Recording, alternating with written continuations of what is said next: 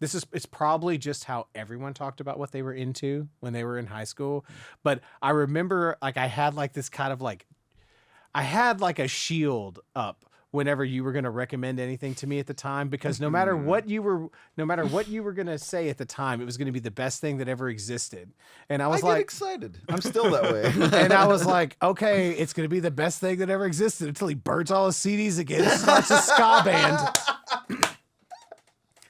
How can I trust this fucking dude? Starts a ska band. Joke's on you. Fool me once. I was in a ska band. I know. I played for like we did it like one time, like one day at Brennan's house. But like, because I remember. We tried a little bit of everything. But I remember that as being like a thing. Sure. That happened. Yeah. And so forever more, it was like CJ was in a ska band. Like, we played in a living room. Yeah, right.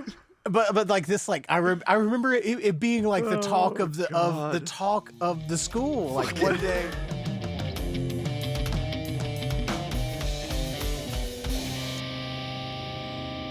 Episode 29, recorded June 10th, 2022. Okay, yeah, we're good. All right, so this is a Richard Wooten podcast. I think we're like episode 29-ish, somewhere around in there.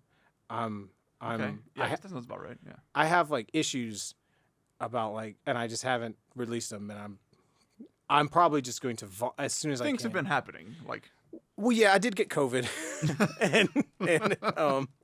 and whatnot. Barriers have become erected and then subsequently torn down. Right. So, but we have CJ here. This is the little podcast that couldn't, the episode that couldn't. It's finally happening. Because you had to cancel a few times, and then we're like, all right, we finally got it. It's happening. And then I got COVID and gave my family COVID and the whole 9 yards. Yep.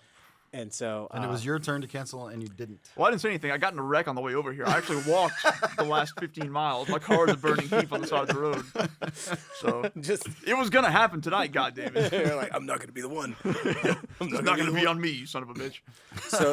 So we've known each other. I met you. So I would have met you when I was in 7th grade and you were in 8th grade. Yeah, junior high. Yeah. Yeah. So really, around the same time. Yeah. So we played saxophone we together. We did. Yeah. So 25 years that the three of us have known each other. The very first show I ever played was with you on bass. That was the first show? That was the very first show I ever played, yeah. I probably knew that at the time, but... Right. So,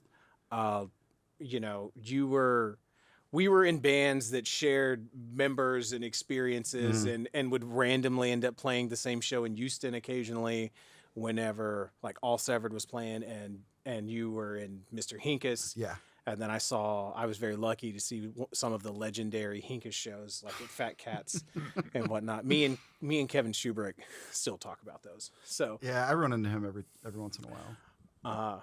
So I say that just to like establish that there's a lot of history here.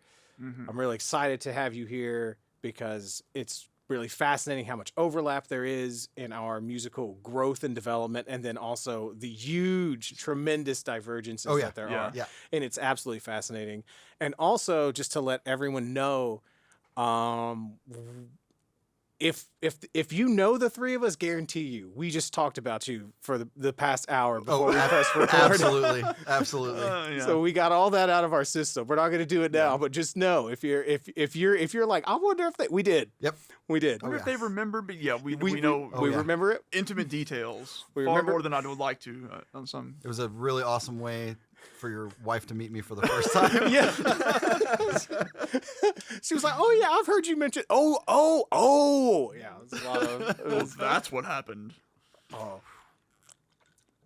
But yeah, man. So here we are. Yeah. Because something I've realized in like editing these and putting some of this shit together.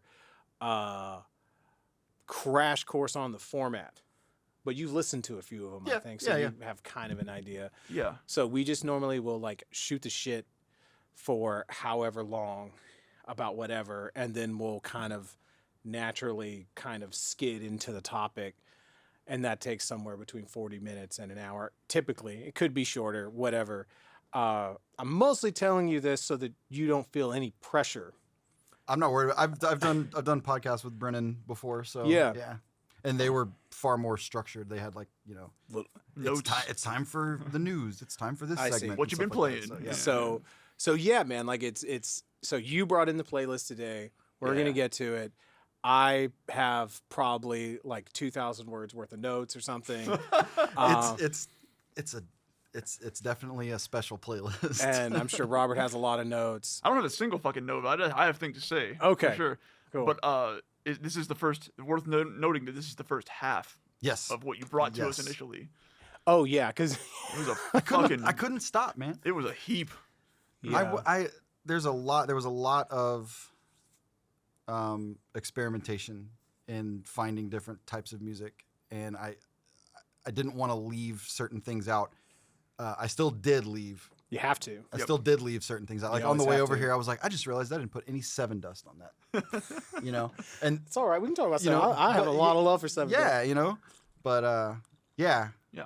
it was. I just once I got going, I couldn't, you know, I just couldn't stop. But It's yeah, fun to make a list about shit you love. Yeah. Turns yeah, out. yeah, and then like talk about it to like some of your favorite people, and Especially with people that appreciate it, you know, Yeah. because Right. I can Yeah. talk to people until you know their eyes dry out about Can you hand me that little remote over there? I'm so sorry. about music that I like, but if they're not like even remotely into something, yeah, they'll just be like, "Oh, that's That's cool. That's so nice that you like a thing. I've never heard that before. Yeah. You want to hear it? No." No, not really. But yeah, so but before we get into that, there's just been a lot. There's been so much that's happened. So Yeah, because we haven't done this for like the past month or so. yeah, So So does anyone have something on their heart? Well, we can just go ahead and get it out of the way. Yeah, probably should. Yeah. We lost Trevor from the Black Dahlia murder. It's been a couple weeks now? I guess it's been like 3 or 4 weeks now. Yeah. 3 or 4 weeks now, which feels insane. But yeah, so because we were all queued up to like, all right, we're gonna talk about this Because it happened like the day before. 2 days before we were supposed to record. Yeah. Yeah, something like that, and then it ended up not happening for whatever reason. So yeah, it feels like we gotta because he was a huge influence on you. Very much, in a lot of different ways. Mainly, well, I can't even say mainly. Initially, I would say it would be just getting me into the type of music that I like now. Like, because I remember listening to, I think it was probably Miasma or Unhallowed, one of their early albums, when I was still really, really into metalcore, and it just wasn't my thing. Which is funny because if you go back and listen to those, they're kind of metalcore-ish albums. But I also didn't like deep guttural vocals at the time, and he did them, and I was like, But no, when Nocturnal came out, I was stationed in Nebraska, and decided to give it a listen. And what was it? What a Horrible Night to Have a Curse. Sure. Blew my fucking mind. And I was like, okay, yeah, I'm gonna need a little bit more of this. And I got it and put it on my iPod. And so you got that when it came out. Yes. Okay. Yes. Okay. So I was an instant fan. Got really, really deep into listening to it. I feel like Black Dahlia Murder, what they became, and especially that album. That album is sort of. I was thinking about this earlier today, as I was listening to your playlist. Actually, is that it's really interesting to me, sort of when metal became kind of codified or codified. I don't know the right word to say that, but when it's like, oh, this is what metal is. Oh, yeah. And because the 80s is kind of like, it's like thrash and the thrash thing really hits a nerve. So people just really kind of stick with that. And then the 90s are when everyone experiments with everything and all the like subgenres become really defined and all that sort of shit happens. And, so I need to deal with that camera. Something with this camera. happened? SD error is what it says. Okay, I'll deal with that. And motherfucker. All right, I'm gonna deal with that right now. Yeah. All right, Not gonna leave that shit in. Anyway, Make sure you clap hard enough. So you can, Yeah. So yeah, I was talking about Black Dahlia murder and shit like that for my camera. Shit the bed. said something about thrash. People stuck with it, and then Right, 90s got like experimental. We started having like death metal and Right, yeah, because you always like think about like now we like, oh well, we know what metal is. Metal has metal has skank beats, it has blast beats, it has double bass, it has high vocals, or it has low vocals, or it has this, or it has that. and if you have those if you have two of those elements plus a few other things, then you're metal. You know. Yeah. And that's not how that wasn't defined in 96, in 97, in even 2000, 2001 or whatever. But I feel like the mid 2000s is whenever, because like metal was really experimental in the 90s, and then the 2000s is when it starts to get a little more conservative, and when like the box starts to get a little more defined on what is metal and what isn't metal. Yeah. So it was getting a little more mainstream around then too. But like after the 80s, there were like discrete bands that happened. Like you had the Pantera sound, but nobody else sounded like Pantera. Right. You had Machine Head, but nobody else sounded like Machine Head. Shit that was happening. You know? Sure. And then, then in like 2003, you have like the new wave of American heavy metal, and you have like Lamb of God, and Shadows Fall, and God Forbid, and like you start to have like, okay, this is the metal sound. And anyway, I feel like Nocturnal that Black Dahlia Murder put out is like one of those like just definitive metal albums. Yeah, I can give you that. I feel like you can like if you had to like pick like 10 albums that are just purely metal and nothing else. Oh yeah. That would be on my list for sure. I feel like Nocturnal was like a great candidate for that because it has so many of the metal elements, right? I mean, guitar speaking wise, it's rooted in the melodic death metal, the Swedish death metal thing, but drumming wise, it takes in the whole metal vocabulary. And I think one of the things that's really special about what Trevor did and how he changed the landscape is because up till that point, it was almost like you either did low vocals and you were death metal, or you did high vocals, high-ish raspy vocals, and you were black metal. And then there was also sort of like that like kind of the snarly old school death metal, like your Obituary and your Death, like your Tampa Snarl, pull the block, like that kind of. You could do that, but you could not do all these together. Right. You know what I mean? Like the only band I can think of that had highs and lows together was like Cradle of Filth, but that was done in such a like unique and novel way. Sure. Like no one did highs like Danny did highs, and no one did lows how Danny did lows. So it doesn't even really like count. It's just part of the Cradle of Filth thing. But Trevor like made it like, well, no, man, you can totally put all that shit together. Yeah. And watching the outpouring of just what's the word I'm looking for? I mean, obviously the outpouring of love from established musicians and otherwise has been incredible. But you get to see how many people were fans of his. Were fans of his, but also were truly, truly inspired by him. Yeah. Yes. Yeah. Because there's a difference. There's a difference between, like how to say it. It's like there could be people that think like you did really good shit, like you did demonstrably amazing work, but there's like, on the other hand, it's like you changed my fucking career path. It's like the difference between, I don't know, like Led Zeppelin and the Ramones, in a way. Okay. Go on. Okay. Yeah. Okay. I'm kind of like borrowing from something I'd heard Henry Rollins describe. Okay. And basically what he was saying was that he'd went to some stadium arena rock concert in like 1977. Did you hear this on the fucking Rick Rubin podcast? I didn't. with Rollins? Because I just listened to that. The Oh, other did day. he tell the told the story? same story. Okay. Go Well, ahead. I don't know the story. It's a good story. So I've heard him tell that story several times. he's probably told it many times. But basically, like he's seeing. I think he was seeing like, I think it was. I don't know what the actual bill was, but he mentioned these three artists in like the same breath, like Aerosmith and Led Zeppelin and like Ted Nugent, maybe not Ted. No, Ted Nugent was a different story. But those kind of artists, like Sure. Aerosmith and Led Zeppelin, and you're seeing them on this big stage, and they're amazing, and they're doing these amazing things, and it's like, well, this is cool, but I can never do that.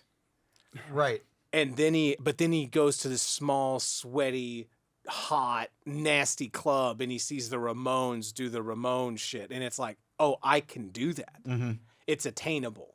And I think that there was something about Trevor in the way that he carried himself and the way he presented himself, and even in just the way that they like dress. They just dress like normal fucking dudes, which is the thing that like hurt them in the elitist metal community for a long time. This guy, I feel that. it's like, I don't give a fuck about any gauge core fucking bitches. I already have the At the Gates record. I don't need this bullshit. But I think so. But I think that I think a lot of people like saw Trevor, and there was something about him and the way that he carried himself, the way the package, that it made it feel attainable. Mm-hmm. It made it feel like there's a template there. You know what I mean? Whereas like you don't see like Trent Reznor and like, oh, cool, that's how I do this. Yeah, right. Yeah. You know. Yeah. Well, and yeah, like it's funny because in my opinion, Trevor didn't even ever until like the past, I don't know, 5 or 6 years, maybe a couple more, didn't ever look like a metal dude to me anyway. Right. Because he used to shave his head and just wear his glasses, and he'd take his shirt off, and then he's got his heartburn tattoo, and he's just this chubby dude. Yep. And, and like that's a lot of dudes. But now he had the beard and the long hair, and he looked the part or whatever, and I would be like, oh yeah. Right. That guy looks like he could be the vocalist for a metal band, but old Trevor, no. Right. And I really because I was very late to the Black Dahlia party. I didn't get into them until I accidentally saw them live in Black Dahlia party. Yeah. It was a different band. It's a cover band. Fair enough. In 2017 at like Summer Slaughter, and they played Nocturnal like front to back. They played the whole damn thing. Lucky. And but that was like my first like real experience with them, and I was like, oh, these guys are amazing, and I'm an idiot.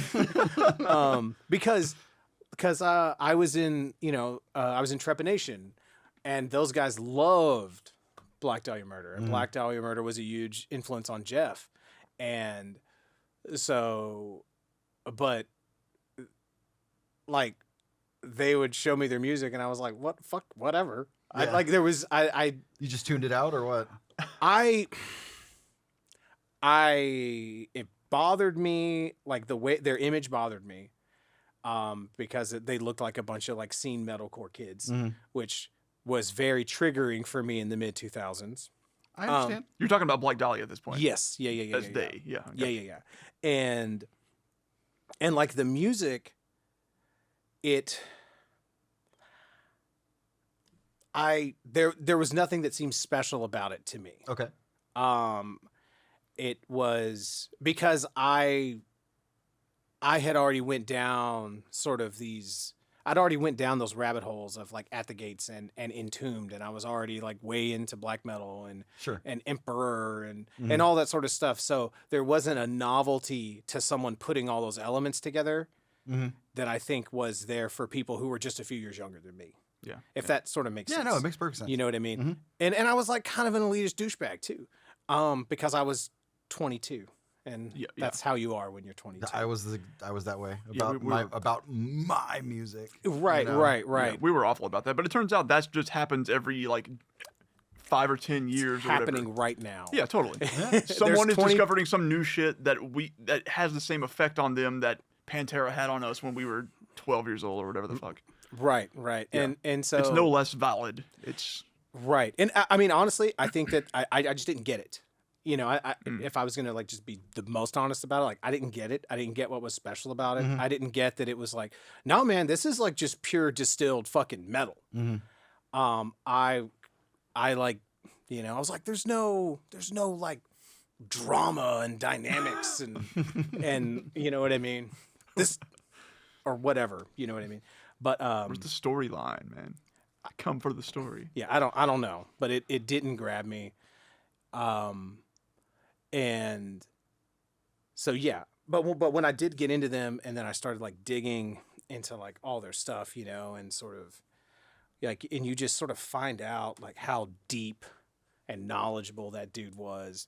Oh And- yeah, man! Like champion of underground metal bands. Yeah. I don't think there's like a single person who did more for the metal scene in the past 20 years than Trevor. I've read so many stories about him getting asked to be like do guest vocals on a record, and like he would not let them pay him, like he refused. Or him asking a band, hey, when's that shirt drop? And he's like, oh dude, you know, I'll just send it to you. And he's like, no, I'm going to pay you for it because I'm a fan of your band, you know, things like that. And you just don't hear about that kind of stuff. Yeah. I'm not saying it doesn't happen. Of course. Sure. Right. Yeah. But you just don't hear about it as much. And I mean, hell, half the stuff that he would even talk about being into, it's some of it's like a little too much for me, you know. Like he would be like, oh yeah, I'm listening to this, you know. Oh, you got to hear this. The vocals sound like a guy's taking a shit, you know. And it's like, oh yeah. Right. Yeah. It's like, oh, the new Pig Destroyer. peeling flesh, anal, you know what I mean, or whatever. And it just, the new analectomy album. No, it's not the new. The analepsy.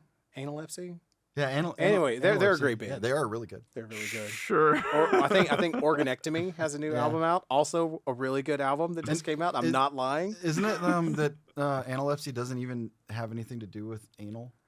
Like, I think it's actually like analepsy. Oh, that's a nice little joke. Yeah. But if you're playing slam, people are going to assume it's anal. Or what's that other band? Vulvodynia. Yeah. I can't listen to them just because that is the most edgelord fucking. Who's gonna name their band after vaginal pain? So I'm sorry. I saw them live a few weeks ago. I know. They were just here. and I did not. I like listened to them on the way there, and I was like, "Oh, cool! This sounds rad." And then I get there, and I'm like, "Oh man, dude, these guys are great." You know, It didn't click to me until just now that there was a connection. I thought it was just a dumb name. What show was that? That was them.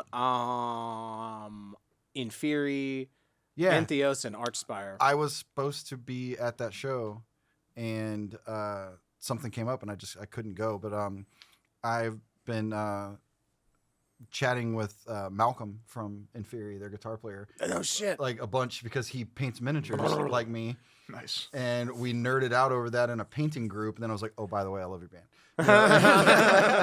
I know you, dude. I know who you are. And I was trying to get him to. He was going to come to the shop that I work at. But then when he saw, he was like, oh, it's not going to be a big deal. But then when he saw like where the venue was in relation to Humble, he was like, yeah, he's like, I can't do that. Oh yeah, I was like, it's a bit of a drive. Kind of understand. Houston is deceptive Mm-hmm. in that way. Yeah. Bummer. No, like 2 weeks ago, I went and saw. Anyway, there was this week, and there was like 10 amazing concerts, like all in the same week. Mm-hmm. You know what I mean? But I felt really shitty because I drove up to Acadia like 2 nights in a row, and there was like almost no one there the second night, and I felt like, and it's like because there was like alternating shows. There was like a show on Wednesday at Scout Bar, and then like a show on Friday at Acadia. And it's like, man, you're not gonna get people trekking out like all the way. Like no one's gonna go out to Scout Bar on Wednesday and then go to Acadia on Thursday if you live, you know, because those are anyway. Just the nature of Houston being so spread out, where we have like where our metal venues are sometimes oh, well, one of them's 40 minutes northwest, and then another one is 40 minutes southeast, and Yeah. Anyway. And then, I mean, I don't even live in Houston. Right, I live right, in Dayton. It right. takes me an hour just to get to Houston. anywhere, Right. right? Period. So, But yeah, but yeah, but that was something that I was always amazed whenever Trevor would put out some list of like, here's my top 200 extreme metal albums of April. yeah, right. And you know, it was like you just had this impression that this dude was just obsessed with finding new bands. And Right. I guarantee you had an encyclopedic knowledge of every band on that list. Right. Yeah. Right. And I mean, and just I don't know of another person who wore their fandom on their sleeve. to that Exactly. degree. Exactly. Yeah. And then, I mean, his lyrics. And I think God, his lyrics. I think that's really the big thing of why I missed the boat on it, because if the lyrics don't feel, and I this is going to come up when we talk about your playlist a bit too, Mhm. but it's like if it feels like, well, the music was written over here, and then it was like, here's this song, make your lyrics fit to that. Right. I usually don't vibe with that. I'm the same in certain circumstances, I think. And so that made me never like, oh, well, the vocals feel like an afterthought. So I didn't ever take the Gotcha. time to sit with the lyrics. And they're insane. They're so fucking good. Each one is like its own horror movie. It's great. It's so good.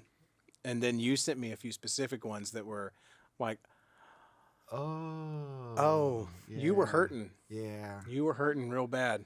Yeah. And we thought you were telling stories. Exactly. That's the thing, because we got so used to him. You know, I didn't take his, and I think I mentioned this to you. I didn't take his songs about suicide any more seriously than I took his songs about fucking corpses. Right. You know? Right. Because to me, Turns out Trevor was a corpse fucker all along too. Everything was true. everything, all of it. But you know, I just got so used to him being a storyteller. I was just like, oh yeah, that's just another song for someone else. What a Right. fucked up story. Yep. Right, Cool. yeah. On to the next one. Right. But You're able to take it at face value like Yeah. that and just enjoy it for that. yeah, I mean, there's a couple songs that I don't know if I'll ever be able to listen to them again. Yeah, those ones that you sent me that I like looked at the lyrics and I was like, oh man, this is hard. And Knowing think- what you know. yeah, and then I think I say I won't be able to listen to him. I think I probably will eventually, but if it ever comes out how he went, that will also determine a couple of things for sure. me, you know? So, because there's a common theme of, you know, Yeah. well, I can't even say that really. I mean, just specifically in that one, what is it? To a Breathless Oblivion. Mm-hmm. Talking about, the chair's been kicked, the rope's tied to the rafters. I mean, Right. it's pretty specific. So Yeah. When it's I don't want to know. I don't want to know how he went. Sure, you yeah. know? I don't need to. So, but yeah, he will definitely be missed. I can safely say that I have never cried over someone I've never met before dying, especially not like some kind of like, a celebrity or something. Robin Williams made me very sad. sure. Chris Cornell made me very sad. This, I had to walk out of my job and sit in my car and be alone and cry by myself for a while. And I did not ever think that anybody that I didn't personally know Right. could have that effect on me. Yeah. Yeah. So Yeah. It was very shocking. It was very shocking. yeah, You know? it was. I mean, yeah, because I got a text from a friend and just said, "I'm sorry for your loss," and I'm like, okay, the rest of my family hasn't texted me, so this is clearly not for me. This was a mistake, Right. Jesus Christ. And so I go get on Facebook. I'm like, okay, somebody died. nothing's coming up. And then I went, was that meant for me? And he goes, and right as he was clarifying, I got 2 more messages from other people checking on me. Wow. And all I saw was the name Trevor Sternad. And I almost dropped my phone because I knew right then. And I just typed his name into Google and it said dead. And I was just like, okay, let's deal with this. I mean, I just walked into work. I mean, the only thing that even sounds comparable is I remember finding out like the Dime had died, like right when I was fixing that, like I was fixing to study for finals, and it was like, I cannot deal with this now. I say this like I didn't have a fucking laptop. It was fucking 2003 or 4. You had a book open. Yeah. And it was like, cannot process. Let me turn off my PC and close Blabbermouth. I can't process this right now. Right. Well, and I mean, I was in basic training getting fitted for my dress uniform when we found out about Dimebag Daryl. And you both have seen my playlist, and you'll probably notice that there is a distinct lack of Pantera from that list. Oh, I suppose so, yeah. Yeah. Never was into him. Never did. That was Pantera was very, very popular around the time that I was not listening to a lot of heavy stuff and still very Christian. And so that like Pantera, Metallica, a lot of those types of, that era of bands. And I don't mean to lump them in together as no, but you get what I'm saying. Absolutely. A lot of that stuff sailed right past me. That makes a lot of sense because it's like if that stuff didn't get to you before, like really before probably 95, then it maybe just didn't get to you. Like, I think the song Cemetery Gates is awesome. I don't. But it's probably because it's the only Pantera song. I don't even know if I could name another one. That's fine. That's fine. If you want to get filled in, we did 4 episodes on Pantera that will be coming. We did 4 hours on like 2 albums. 2 albums. So we'll fill you in on the full Pantera experience. There's a lot coming down the pipe from Pantera. We had more to say about Pantera than any other single band to ever exist. We had more to say about Pantera than we realized we had to say about Pantera. And that's fine. So, yeah. So but again, like it's another thing that's so interesting about how like we were right next to each other and completely different. Because like we'll get into it, but like a lot of this shit on your playlist I knew very well, and a lot of it I had no idea about. Sure. And that's fucking awesome. Yeah, and so but so like I guess as a vocalist, do you feel like I guess in what ways was Trevor an influence on you? Was it an influence? Was it Black Dahlia is an influence on like, oh, this is what I like. I really like this. Let me go down this path more. Is it an influence on you as a frontman, like stage presence, like lyrically? Definitely. I would love to say that he is lyrically an influence on me, but I am going to say I have tried to write something even remotely as just deep and heavy as Trevor could get, and I can't do it because I feel like I'm just copying at that point. So he did make me want to write better lyrics. He did also make me want to learn how to do deep vocals because remember I usually only do like kind of screechy, screamy stuff. And then it also pushed me to learn how to do that more, for lack of a better term, I guess, like that black metal screech sometimes. Sure. Oddly enough, I recently realized I'm far better at doing deep vocals than I am at doing high vocals now because I never did them right. Yeah. Because now YouTube didn't exist when we were playing back then. Fucking hell. And now I can literally type in how to do false chord scream and take a fucking YouTube course. Yep. On it. EVI, Extreme Vocal Institute. Dude, that shit's awesome. Dude, David. That guy's amazing. Yeah. It's I got an open tab. I'm like, maybe I'll give you 22 a month. Maybe it's time to get my vocals together. Because it was like I found the one thing I could do you know, like vocal wise. And it was like, oh, well, I guess this is what I do, you know, like I would love to have been able to do deep vocals, but I couldn't do that. It's funny, man, because Devin Townsend has like the exact same story. Because when he was writing the strapping material, he was like, I was listening to Morbid Angel. He was like, I wanted to, you know, I wanted to be able to do that, or I wanted to be able to do what Burton did in Fear Factory. He's like, but I couldn't. If I could have done that, that's what I would have done. I couldn't do that, so I had to do this like high, screechy, singy thing that I do. That's like I remember watching an interview with Michael from Opeth, and they said, "How did you find out? You know, how did you learn how to do your growl?"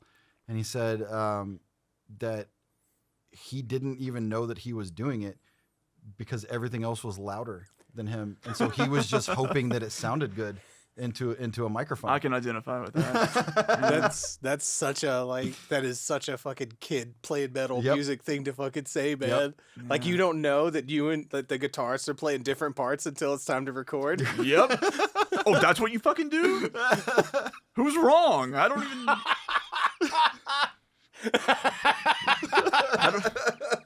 How do we bring these things together? Like, not even like a little, like, oh, well, I was going to the 5th fret and you were going to the 6th. Okay. Yeah. It was extremely discordant, it turns out. Yeah. Like, is this a true story? Multiple times. Because nobody gave a fuck because we looked like we were fucking killing it up there. And it's all anyone really needed to see, you know? Yeah. You know the story of our bass player, right? I mean, I saw I think I saw 1 or 2 shows with, you're talking about John? Yeah. On bass. Yeah, I saw 1 or 2. On bass? You know that, right? Yeah. And I was like, I don't think John's doing much, no, but he looks cool. John liked to come to our shows, and we just figured, why not just get him in for free infinitely? And he would literally get up, sound check the bass, and be like, yeah, that sounds good. And we'd go to play, and he would turn down, and he would pretend. Oh, I didn't. So I thought you were going to tell me that he like just, it's like he just made shit up and he just went for it, but he would literally turn down. Yeah, there was like early versions of Hinkus when Brennan played bass was the only time we ever had a bass player. What the fuck is it with like bands from Dayton not having bass players? We still don't. Damn. Brennan the other day was like, "Oh man, this new amp of mine's got so much tone. It's not even gonna matter that we don't have a bass player." He literally said that. It's the ultimate. It's the Dayton pursuit right there. God. So, but anyway, See, you were smart about it though, because you like made up for it, whereas we just fucking didn't care. Yeah. I mean, well, we had a we had several bass players for a while, but the best that we ever were was, and what people remember is when it was just the 3 of us. And right. that was like, that's what I mean. Like when that happened, spaces. like we didn't try to like fill in that low end gap. We just said, fuck it, let's just keep going. We'll just play faster. Yeah, we'll just play faster and break our necks harder headbanging on stage. And it became more of like performance art and less about like, does this sound good? Sure. You know, which I think it's not to imply y'all didn't sound good, right? But sometimes we did. I think it's funny that both of us, like, you know, like if you take the music, like all the different bands you were in, and you know, and you and the Cowens and whatnot, and the different iterations of like new metal and prog metal and like metalcore and like all the different things and like all the different stuff that we tried to do, we both ended up in this kind of like really sort of extreme, just kind of really boiled down like breakneck spectacle of a fucking thing. much. You know what I mean? Yeah, Like, I mean, just all John had to do was and he would literally just run around and hit us with the cable that was plugged into his bass. oh yeah, Because that was our thing. You remember we didn't like playing on stage. Yeah, I remember that. It usually meant that meant somebody was going to try to beat the shit out of me while we were playing. I remember Brennan lost a tooth one time. I was at that show. Yeah. I was at the show. I think a homeless person almost took it. We never found it. Yeah, I think that because he like fuck all us, you know, like some shit like that. He like picked it up and like put it on the amp, and I might totally be. We need to talk to Kevin. Kevin was there. We were both at Fat Cats watching this shit happen. Kidnap soundtrack played. By the End of Tonight was there that night man. also. God, man. Wow.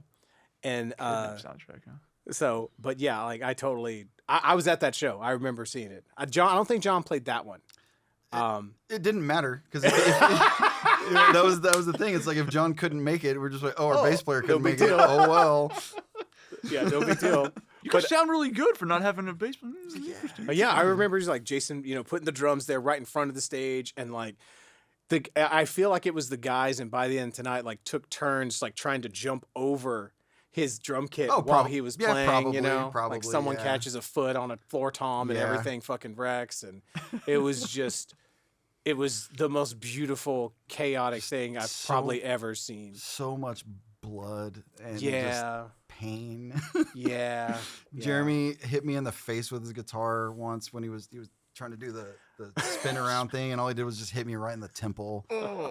And Christ. oh god, it was those were the days. That show specifically was at what was that place called? Fat Cats. Fuel. So the show. Oh, where I got it. Was that Fuel Cyber Cafe In Humble. In Fuel. Humble. And that place was run by a church. Yeah. And they didn't care who played, but if you had swearing in your songs, they had to read the lyrics, and if it was deemed artful, then you could say it. Huh.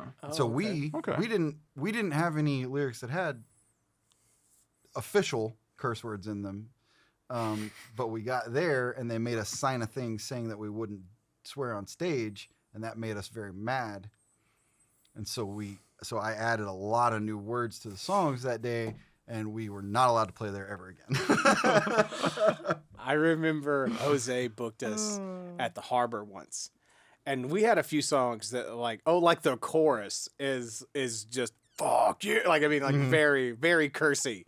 Some of our material, and Jose, because Jose like was booking shows all the time, and he was like, I have video footage of it, like we're like, all right, this next song's Integrity. He's like, please don't curse.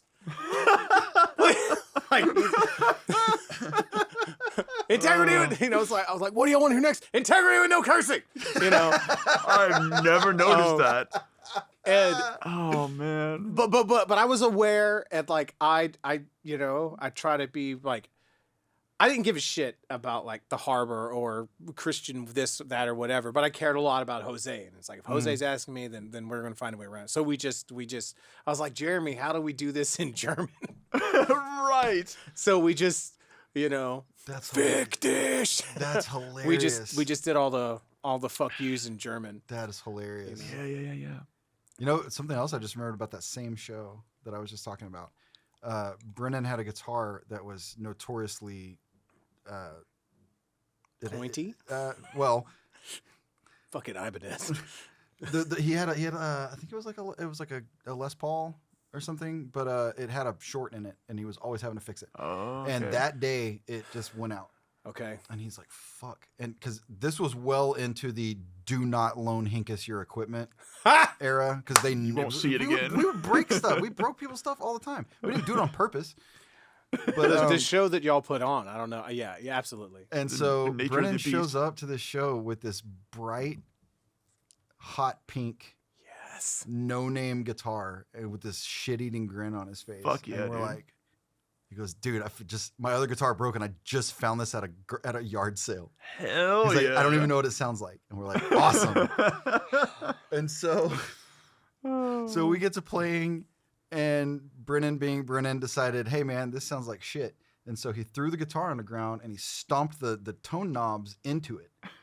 And then he picked it up, and he started trying to break it. And he broke the end of the head of the guitar off. And then all it had was 4 strings left, and he turned it into a spear.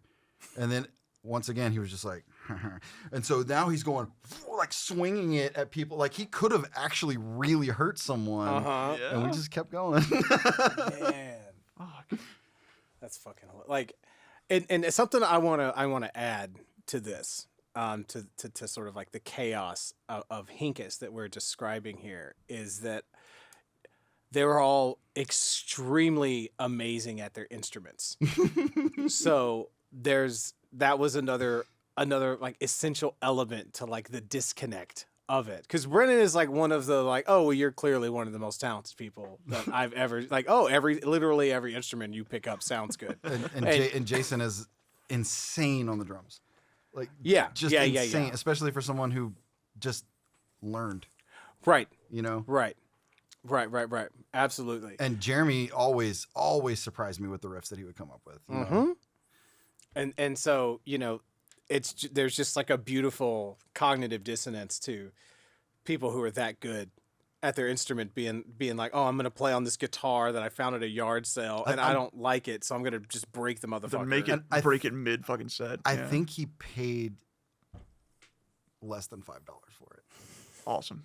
I could be wrong. I don't know. So because hear me out, okay? You understand? Okay? When did y'all stop trying to be a serious band? Oh, okay.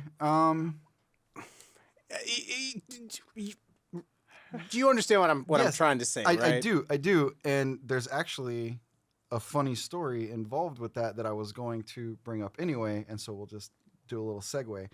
I think it came around the time that we decided to take the name Mr. Hinkus. Okay. Because Mr. Hinkus was a weird joke thing that we made up years prior when we were all still in high school. We were hanging out at Brennan's house, and Brennan's stepsister lived there, and she had a daughter, and she had a Magnadoodle. Remember those little things you draw on?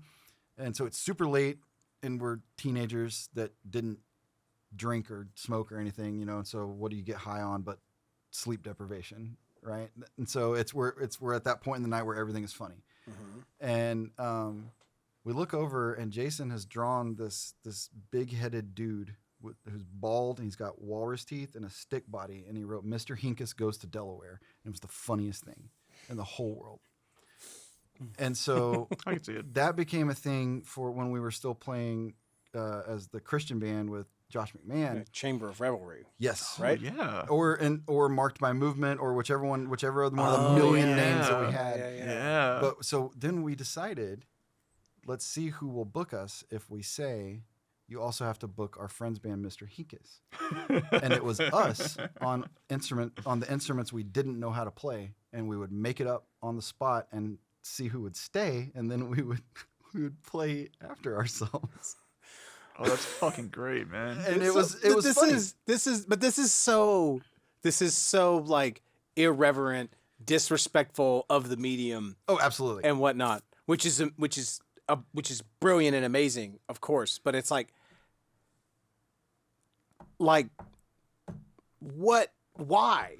So, like, what drove y'all to sort of be like, fuck trying to do this the ways you're supposed to do this? Well, in that case, you're kind of having it both ways, which is the best possible outcome. And so eventually we all stopped doing that. I think there was a falling out, something, and then eventually we got back together and decided, hey, let's do, heavy music, not Christian related stuff or whatever. We got Brennan back in on it.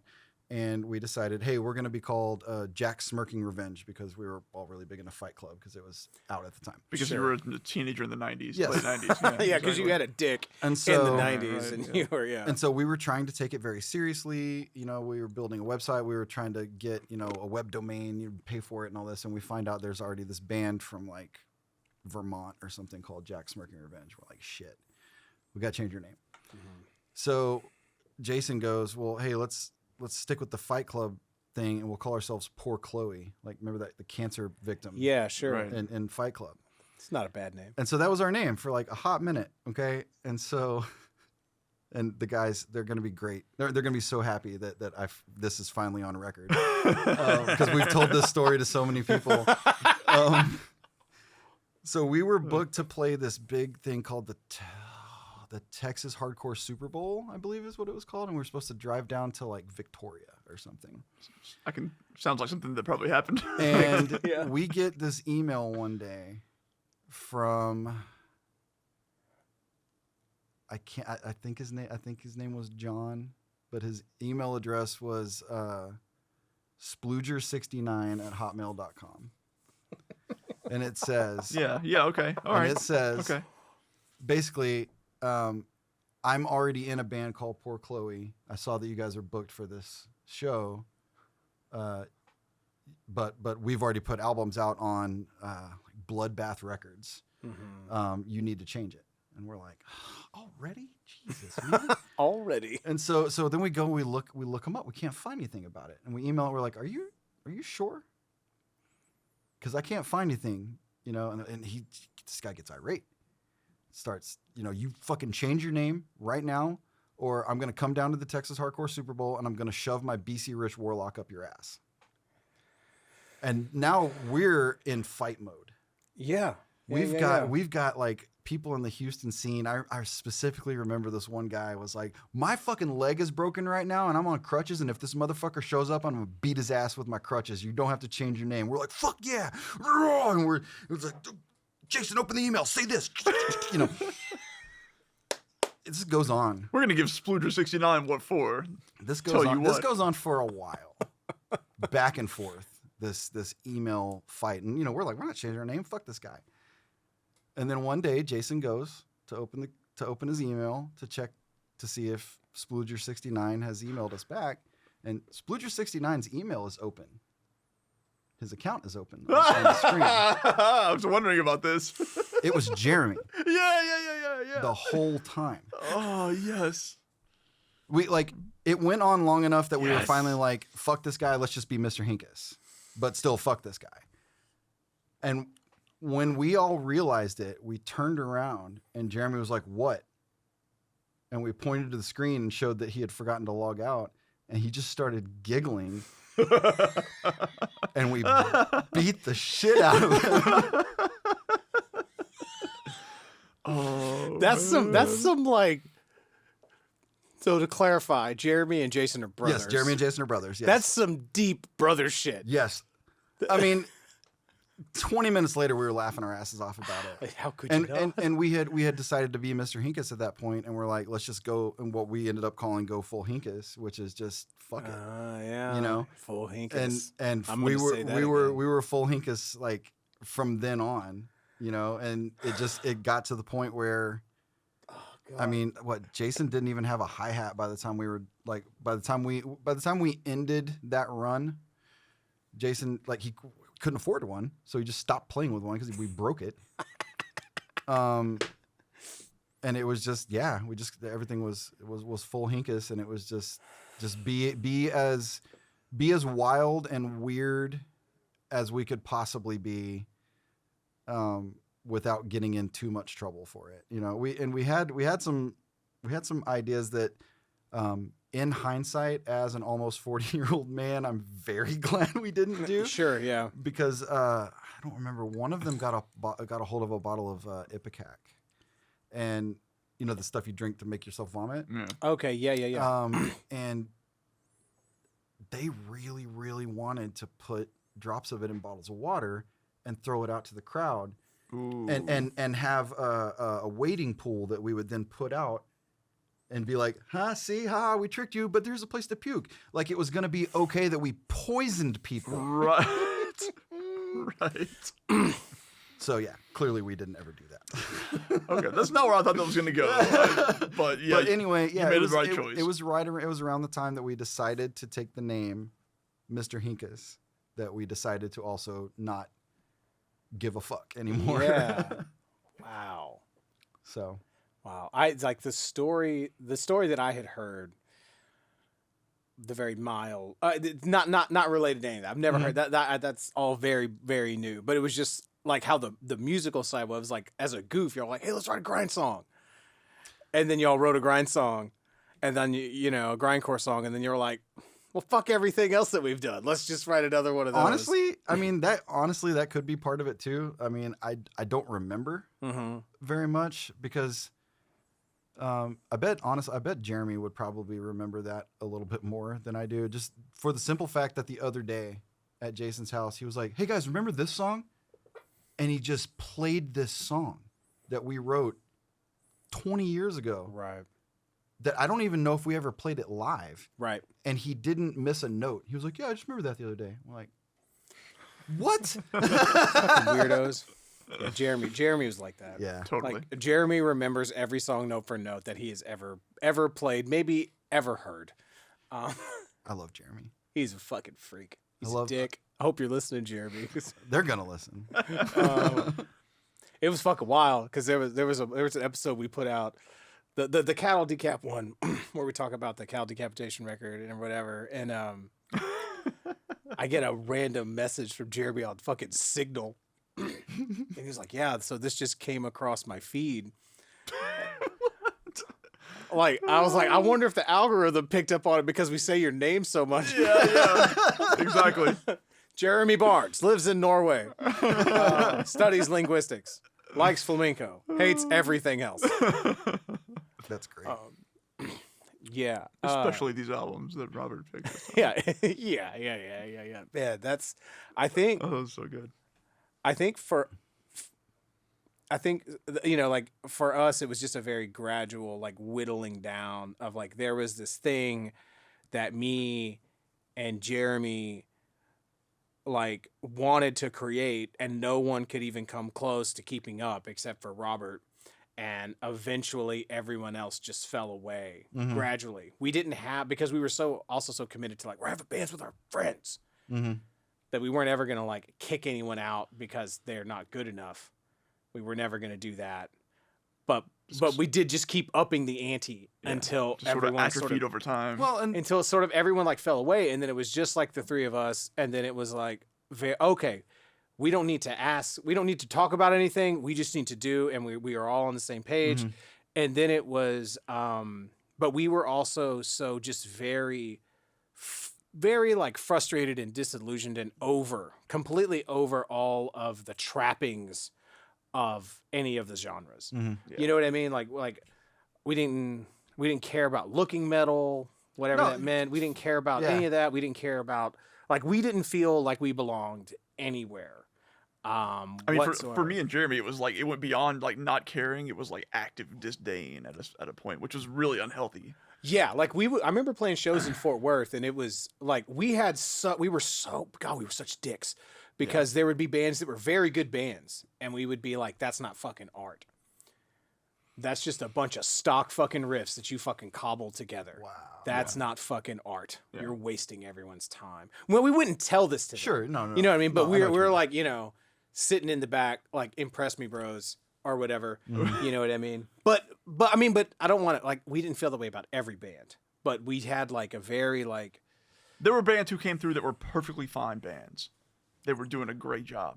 Right. But we were still dicks. Right. Because of stuff like that. Yeah. Because we were just, I think we had this whole, like, just the nature of the way that we came up and the way that we experienced music so in such an isolated way out in Dayton, listening to music in our rooms, or with like 2 or 3 other people. We didn't experience music sort of like, oh, well, you play these kind of parts because crowds like these kind of parts. It's like, no. Right. You like the fucking song that you fucking like. The dancing is secondary. And I thought about that a couple days ago, actually, about when I was like, what can we talk about when I come over here? And I realized not having easy access to a record store for us was that's very, very important. And not having access to a dance culture. Right. I feel like that's why we didn't get metalcore. We didn't get it. There were other people who did, but it's because they would go to shows in Houston. They're like, oh, this is what these bands are doing. I remember the show, the first time I ever saw someone hardcore dance, and it blew my mind. I never got into hardcore dancing because I'm not a dancer. I don't do that. Like, it just doesn't work for me. But, Jason figured out how to do it. Brennan can do it. And me and Jeremy like to watch. That sounded very... Yep. Anyway, but no, I get what you're saying, because especially, when I'm trying to find music and the only place I can get it at is Walmart, and not only is it Walmart, but it's also probably censored. Right. Is censored. Right. Yeah. And it became, that was a huge aspect of it. And it, and I was like so lucky that listening to music together was a thing that me and my mom had done a lot of after my dad had passed away. And it became a way for us to almost keep his memory alive in a way. And so, because he was so passionate about music and cared so much about music. And so that was something that me and my mom shared. So whenever I started to branch out in developing my own tastes and she was very supportive of that because of how important music was to my dad. She knew that music was like a haven from all the bullshit he had to deal with. And so she saw that similarity. And so I was able to get a hold of pretty much any music I wanted to get a hold of, Yeah. And so I wasn't, and that's why I actually started the playlist at the era of music that I did, because at first I was like, let's get into it. Because I was like, great segue. I didn't do that on purpose. It was meant to be. Well done. At first I was like, let's talk about all of it, everything.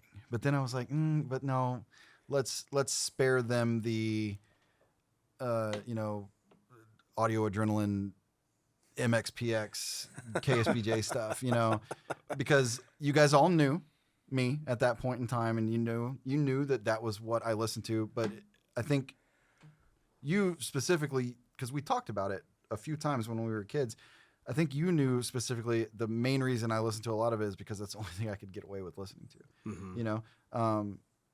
Some of the first, I'm about to use a word I haven't used in a long, long time. Some of the first secular hard music that was ever in my house was stuff that you loaned me. It was so I could learn parts to songs that we were playing. Whoa. I have one specific memory of giving you a Slayer cassette. Yep. At an LCM football game, at an away game. Yep. You gave me a Slayer cassette, and then you also loaned. We made a copy of the Ozfest live videotape. I knew that was gonna come up. And that one Korn video. Who Then Now? Was that the one where they spilled? He's like, "Oh, I've spilled my beer," and he's like drinking it up. Yep. I've already talked. Believe it or not, I've talked about that specific bit. Oh, I believe it. Because that. Well, we all thought it was so funny. We all had that video, I think. And that was a model of like, oh well, this is how you be. Like this is right. Let me spill my Sprite in the band hall so I can slurp it off the floor just like Head slurps a beer off of the carpet. So, but I don't even remember what I started the playlist with. Scrolls of the Megalith. Oh, so I also want to actually say real quick though, there were a couple things that I didn't expect to be on here. Okay. But I did want to bring up, speaking of loaning people things, do you remember? Yes, I knew you were going to bring it up. Yeah. I've been dreading it since the day that we said 25 years ago. Yes. But it was like it was Tool, and it was Inema. And tell him. Yeah, Don't tell okay, me. Camera's over there. It was Tool, Inema, and it was Biohazard, right? Mataleo. Yeah. Oh yeah. And I don't. Where the remaining place to be. Yeah. I don't think I ever even actually listened to the Biohazard CD. You didn't miss a whole lot, honestly. The only thing I know about Biohazard is that the one dude was married to a porn star. Tara Patrick. yeah. Evan Seinfeld. Yeah. Oh, yeah. I wasn't gonna say her name, but I definitely know who it was. That is a funny thing. There's like this undercurrent. Like, what's the number one thing that most people know extensively about, but no one talks about with each other? And that's like, but who porn star stars are. names are. Yeah. But so actually, I totally forgot that was the first song on there, because that was. Wait, hold on. I don't quite understand. Oh, no. What did you? So you were just bringing that up, and I was just fucking bringing it up. Yeah. I was like, I don't see any Tool or Biohazard on here, by the way. So it the was stuff like that he loaned me. So okay. when I was in 9th grade, you were in 10th grade. Yeah. It would have to be because it was all high school. Yeah. Okay. And I loved that Tool album, and I listened to it until it stopped working, and that's why I couldn't give it back to you. Well, it stopped working because you sat on it. Is that what it was? I legitimately don't remember. Yeah, because you You brought it back to school. Was it all cracked? It's like a month later. It was cracked all the shit. Oh And- man, Trying to reenact the pose on the CD. I Trying to suck your own dick. I huh? for real don't remember. Oh, you handed it, but you were like very sheepish at your locker. You're like, I'm sorry. I'm set on these. I'm so sorry. This is funny that you're talking specifically about Tool and Biohazard, because I remember when I went to band camp one year and you and I roomed together. Right. And I like two would different Tool and Biohazard albums. Dude, yeah, and I would skip going to man. whatever thing so I could like stay in the dorm and listen to Sober over and over and over again. On Undertow and on Undertow and then State of the World Address, right? No, because I had that record. Oh, you did have that one. But I didn't have Mataleo. Oh, so it was Monthly. Okay. Yeah, so lots of that going on. Yeah. So yeah, all right. So this playlist starts off. Okay. So give me a year of when you were exposed to this song. Okay, so that is the main reason I put that on there is because that was literally the first death metal I ever heard in my entire life. And that would have been when? Early to mid 90s. It would have to have been the mid 90s. Okay. I think I might have been in junior high. Okay. Maybe. Because this is legit death metal. Oh yeah, no. I mean, looking back, I mean, but they are also very, very Christian. That's what this track really surprised me. And then I went and looked it up. I was like, fuck it, was it 1992 that this came out? Like Mortification. This absolutely holds its own with the, like the death metal standard of that time. Mm-hmm. Absolutely. Like this is very much in line with like the first two Malevolent Creation records. Yeah. This is amazing. And the thing too is that it's really tight, and like if you were able to, because there's a lot of stuff on here that is not that. No. Um, you are correct. So to pull that stuff off in, like that style off, and like that's not easy to do. I remember because there was a Christian bookstore that my mom used to go to, and that's where I would have to get music from. Right. And I saw that album cover, and if you look at it, I mean, it's pretty fucking metal. It's definitely a death metal album cover. But did you notice that it's got 3 crosses in their logo, Mortification? So it's still Christian, And I talked her into buying it for me, and I sight unseen, or I didn't get to hear it. It's in Lifeway. Yeah. So right. And so I got it home and I turned it on and I was like, I do not like this at all. Sure. I am scared of this. And I remember taking it over to a friend's house and I was like, you got to hear this, dude. This is wild. And we used to make fun of it. Yeah, that feels like that's great. That's awesome. Yeah. I remember the first time I heard like Chaos Fear. And like I get it home, I'm like, well, Metal Mania actually said this was important, so let me buy it, And I get it home and I put it in the CD player. And I was like, I am not ready. Yep. Put into case, put on shelf for a later date. Yeah, I didn't ever even fully listen to that album until probably 10 or 15 years ago. Nice. And now it's rad. Yeah, Go back and just jam it. It's cool. I mean, I remember there was a couple because I bought 2 of their albums actually. Oh, okay. Because I think the reason I got them is because they were in the bargain bin. Big surprise, right?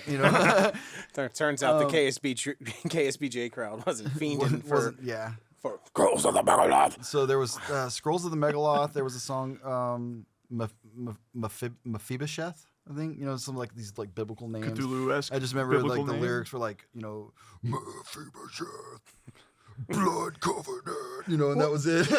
Well, and then like the other thing about it too is that it's not just I wanna give these guys their flowers, so to speak. Is that it's not just sort of holding its own with contemporary.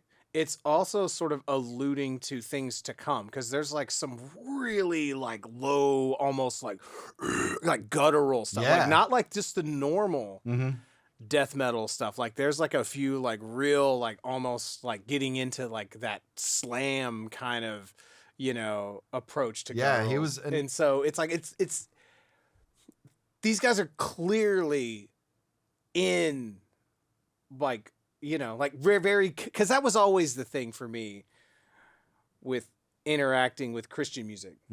Is it, you know, from my vantage point, a lot of it that I was exposed to was like, this is just bastardization of secular music, and this isn't sincere, and this is bullshit. But this is clearly sincere and legitimate, and these guys are clearly, you know, in that wave and pushing that forward and whatever. Anyway, I just wanted to give them the and it, yeah, it's not like this isn't just good for Christian death metal, right? No, that's just great death metal. It's just good death metal, yeah. And I mean, there's a lot of people that I've heard talk about, you know, oh yeah, man, yeah, Mortification. I used to jam them, and you know, some of them are like, yeah, I never even knew they were Christian, because you know, I've learned something. There are a lot of people that like metal that do not pay a lick of attention to the lyrics at all. Yeah, and that blows my mind. Sure, because you're looking at one of them. I'm a big one. I just don't understand how that can be, you know. And there's another podcast that I listen to called Into the Combine, and I'm in a Discord group with a bunch of the people that listen to that, and that's how I find out about a bunch of new music and stuff. And we talked about that one time, and you know, a lot of people that like metal view the vocals as just another instrument, and they don't really care what they're saying. And fuck, man, what they're saying can make or break a song for me. It can be the coolest sounding thing for me, and if they say some shit I don't like, I'm like, and that is one of the reasons why listening to my own playlist that I submitted to you guys is very difficult for me. Because there are things that I liked back in the day that I do not like anymore at all. I can't like it. Some of the I don't know if I put some of the really super Christian stuff on there, but like I cannot. Did I put Project 86 on there? Yeah. I cannot listen to them. Okay, so I can't. Tell me. So that's down towards the middle. Like, okay, well, Project 86. We can get to them. Let's do it right now.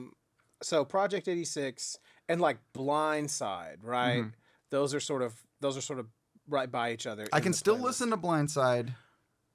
So but everybody that I became friends with that had been in a youth group that also played an instrument, at some point I would see them wearing like a Blindside or a Project 86 shirt. Okay.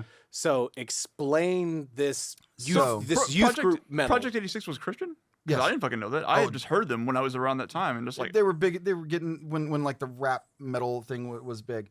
Okay. The thing with Project 86 is, and well, specifically Blindside.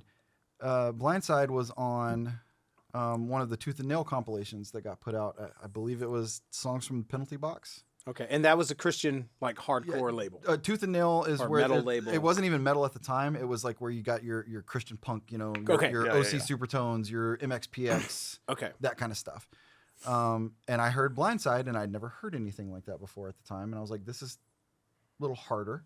And we found out they were coming to play at a church or something, and it was like $10, and it was them. Project 86, who we had no idea who they were, and this other band that we had never heard of called POD. Who? And so we went to see the opening band. We went to see Blindside. Right. And then the reason I can't listen to Project 86 is lyrically they are far too preachy for me. And it reminds me too much of a time in my life that I am not happy with. Where you were preachy. Where I was very preachy. Okay. And where I believed everything that he might have been saying. I see. And it also still religious trauma is a very real thing. And listening to some of that old stuff makes me feel guilt that I should not have to feel now as someone who has been out of the church for 20 plus years. Guilt in what way? Like it just makes me feel like I've been doing things that I shouldn't be doing, and that I need to ask forgiveness for it. Okay, like by listening to music, or it just stirs up feelings. How you live your life. Yeah, Like, you know, okay. it just stirs Gotcha. up feelings, and it fucking really sucks sometimes because like Yeah. there's a band that I used to love, not metal in any form or fashion, Caedmon's Call. They're from Oh Houston. yeah. Love them. They play some great like bluegrass kind of stuff, and you know, I had to learn some of their songs to play at churches. yeah, I used to love them, and I can't listen to them anymore. Mhm. I just can't because I immediately want to sing along, and I can't comfortably sing those lyrics. Can't do it. Just can't do it. That's just fascinating to me. Just can't do it, man. You know. It's really interesting too because we have my buddy Shay in here to talk about Pink Floyd, Mhm. and he's like 15 years older than us, or 10 years old. He's like About 10. 10 yeah, years older than us. I think it was. He's like 25 years older than us. Shay. But he has sort of like a similar. There's like a similar story that he has of like There's like a similar trajectory in what you believed in at that time, Mhm. but like transposed back a Like decade 10 and a half. years. Yeah. Yeah. you know what I mean? Like and it's so fascinating to think that there were, you know what I mean? Like this kind of like, oh gosh, well I have to like throw all my Queensryche CDs in the trash because I mean- I'm in, you know, like, well, what's the word that they use? I'm convicted, you know, Yeah. by God, you know what I mean? We literally did that. By my heart, you know. You know, I mean, I remember going into our practice room one day and letting Jason attach my CDs to his the tops of his cymbals, and play a drum solo and destroy my CDs, and it made me feel better. Is that what happened to that Tool CD? That's the one. Well, this was fun, guys. That's why you picked that spot. You're like, I need to be closest to the door. I need a straight shot out of here. No, but as far, you know, going back to that other thing, I think it was since they both came out around the time that bands like you know, Limp Bizkit and other like kind of new metal kind of bands They were new metal alternative. Yes, Not that kind of alternative. sound like but- an ad for the Buzz. Yeah. Yeah. The new metal alternative. The new metal. Yeah. Here's Goo Goo Dolls. We're the alternative to the alternative. And I don't want to. Anyway, But they were actually like also touring and playing you playing for, you know, churches and stuff in this area. oh yeah, Okay. yeah. I mean, and Blindside's from Sweden. Fuck. Yeah, I feel like Project 86 was at an Ozfest.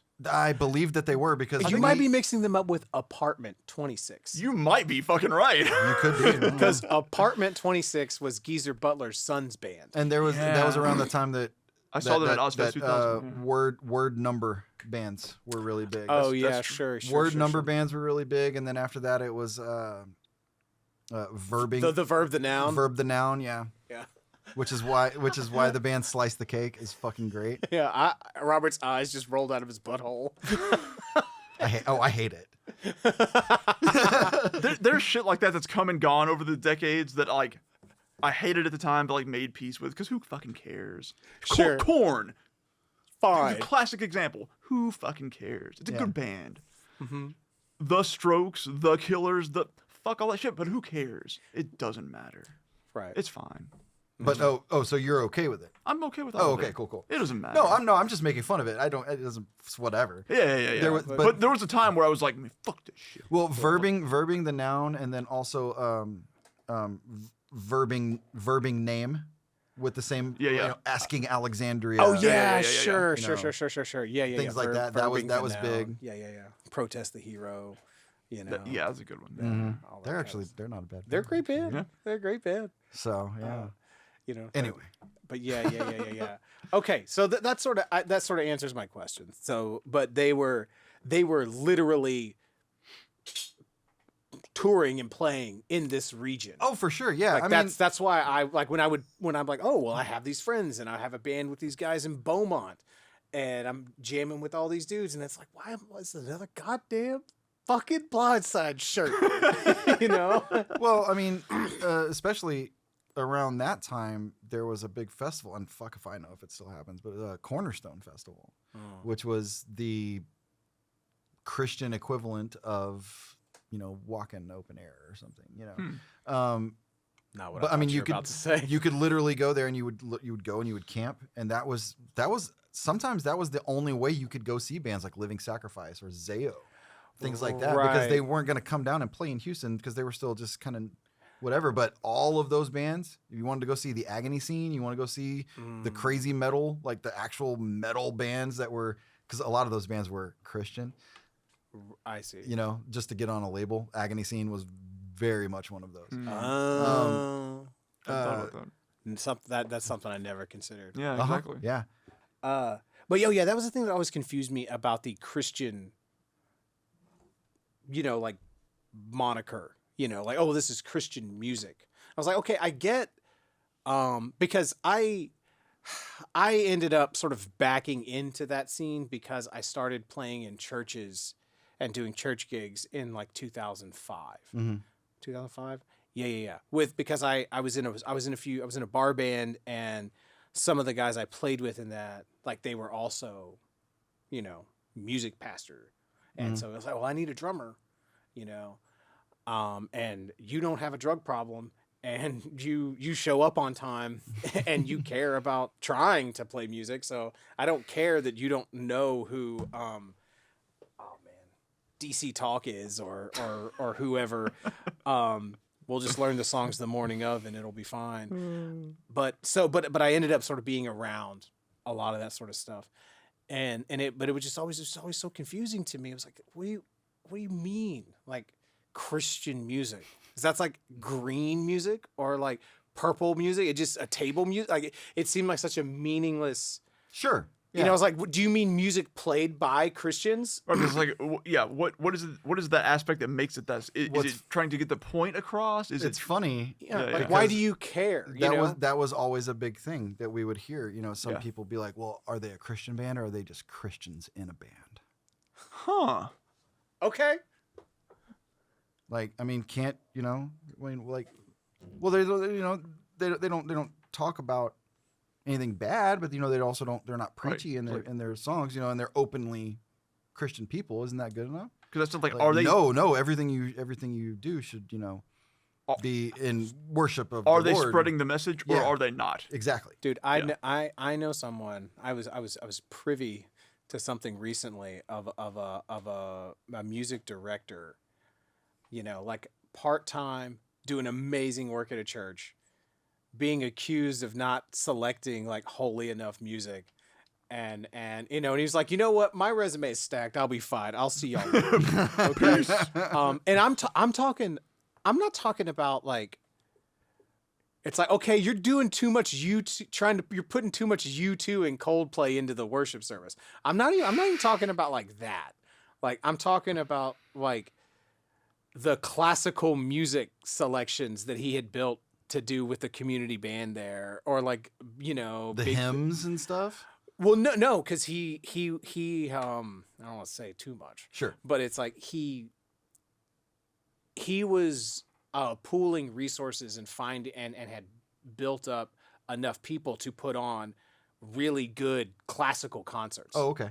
Yeah, like you're playing these legit classical pieces and all this sort of stuff, or like legit big band stuff and all this sort of stuff. And so like, even in that, like, still getting accused of that kind of stuff, Well, and that was that was a huge part of it, for all those motherfuckers care about is power. That's it. Have you seen the Righteous Gemstones? Is that what you were about to ask? No, I was about to say Midnight Mass. I've seen a couple episodes of it. Yes, I think it might be like the best single. It might be my favorite, maybe the best single season of television I've ever seen. It's fucking incredible. We watched it and realized that we would rather watch it on the like properly stimulated, If we wanted to trip and watch it. Oh, okay. The confusion. I was like, properly stimulated. It's like, well, I don't know what y'all's Netflix and chill ritual is. We want to get real horny. Yeah. We like to tantric finger blast each other for the entire duration of so we like to clear the calendar and we like to binge an entire series. Yeah, no, and climax right in the final when the final credits roll. Yep. I need a boner so fat that I can't see the TV anymore. Yeah, that's how I prefer it. Anyway. But that aspect of that through this guise of religiosity, you know, they use that guise of like, oh, I'm just trying to be purer with the word, or closer to God's word, or da da da da God. They use that as a way to really just get power for themselves. Absolutely. And that and there's some aspects of the show that point that out. I don't was think done artfully done. I don't artfully done. Agreed. I don't think that all pastors and things like that start off that way, Of course not. and I also don't think that they all end up that way. Yeah, Absolutely. agreed. But the ones that do, bad news, man. Well, and it's this. It's the system is built to do that. I feel. Mm-hmm. You know, the system is built to be hierarchical, and it's intrinsically flawed in that way. And so, whenever the whole thing is based on, well, there's got to be a dude in charge, and I'm that dude. There's just no way. There's just no way. And like the thing that I feel like, because the thing that I feel like I've seen a lot, because I've been in around so many different churches, is there's this weird sort of thing where when you have the pastor in the room, the lead pastor, in the nicest way possible, he's gonna let you know that he's where the buck stops. It's going to be his way or the highway. And it might take him an hour to tell you that, because he's going to do it in the nicest way possible. But be assured he's telling you that. You know, like that's an aspect of it. Okay. I'm not saying that's like all his interactions with the congregation. And that's not what I'm saying. No, I know what you mean. But that's part of the dynamic. But there's another layer, which is that the board, the guy that decides that guy's going to be the pastor, they also have that same power. But the structure of it's differently. And then the congregation also has that power. So there's like this sort of like this three-way thing of how that power negotiation goes. It's almost like checks and balances in that way. I mean, not intentionally, but kind of in practice, because the congregation can get real in a tizzy, or some particular members of a congregation, or or two or three specific members that donate a lot of money can get in a tizzy about a certain thing that maybe the pastor's doing. Okay. And then they can talk to, you know, the elders or the board or whoever makes the decision That's fascinating. that guy's the pastor, or that guy gets to live in the parish house, or that guy needs to move on. I have so many questions that aren't fit for this show, but I need to go do some research now. Yeah. And then things can turn on a dime and that pastor can be gone. But up until like that happens, that pastor he's the guy. Sure, and like if you're the music, you're the worship pastor, you're the music director, and you get into a disagreement with the pastor, you're going to lose. You have to lose. You have to lose. Like the congregation wants you to lose, the board wants you to lose, everyone wants you to lose, because the entire structure is dependent on that idea that pastor is the guy. And it's just an inherently flawed fucking structure. And you're not going to survive in that environment unless you find a way to, like, you know, and navigate within that. And, You know, that makes me now wonder about all the times that I saw youth pastors called away to another church. yeah. Never thought about that before. Like, Yeah. why do we always have the same preacher, but why do our youth pastors keep leaving? Yeah, because he, you know, guaranteed he was either trying to do some type of good, you know, like maybe like some type of like legitimate good, you know, trying to legitimately change a policy, be more open-minded, more inclusive in some way, or something like that. And lead pastors like, nope, see you later. Like just maybe more to the point, trying to affect change Yeah, yeah. that the pastor wasn't necessarily all about for Right. one reason or another. Oh, I think there's a member of my youth group that might be gay, and I don't think we should kick them out. You know, Yeah. something like that. Oh, that youth pastor's gone. I need to get a youth pastor that I know is going to kick out all the gay kids. One tiny example. Right. Well, this youth pastor didn't tell the youth group that listening to secular music was a sin. That guy's got to go. Mm-hmm. You know, so aspects like that, or sometimes like youth pastors actually doing actual fucked up things. Sure. You know what I mean? Or reckless things or whatever. I'm not saying like necessarily like sexual misconduct or stuff like that. That stuff does happen. Right. I'm not saying it. Yes. But yeah, anyway, it's so political. Yeah. And it's all about power, and the people who have the most power are the lead pastor until he doesn't. And that's what's really fascinating about it. Yeah. And also absolutely. the big donors. The big donors of the church. That's really who has the most power. Because if you're the one who's paying, you know, if it's your $10,000 a month, or your $5,000 or whatever, that's helping to pay everyone's salary anyway. Things better go the way you want them to go. If you start swinging and threatening to leave, like they have to account for that. They're not going to let you go easily. They're not, you know what I mean? Never, ever considered any of that at all. That's fast. That's well, I mean, when I was done with the church, I was fucking done. Gotcha. I left. I remember the last day, Mm-hmm. and I never went back. I've been back in a church maybe 3 or 4 times in the past 20 years. Gotcha. And it's usually been for funerals or a and stuff wedding. like that. Gotcha. Yeah, I'm in this weird spot where I was done with Christianity when I was like 8. Mm-hmm. But then sort of backed into accidentally being a Christian because I was in church every week playing drums. I was like, oh man, this is way different than what I thought it was. Yeah. Because I was getting exposed to sort of like city evangelical. Evangelical is not quite right, but like that sort of like city version of the Southern Baptist derivative thing.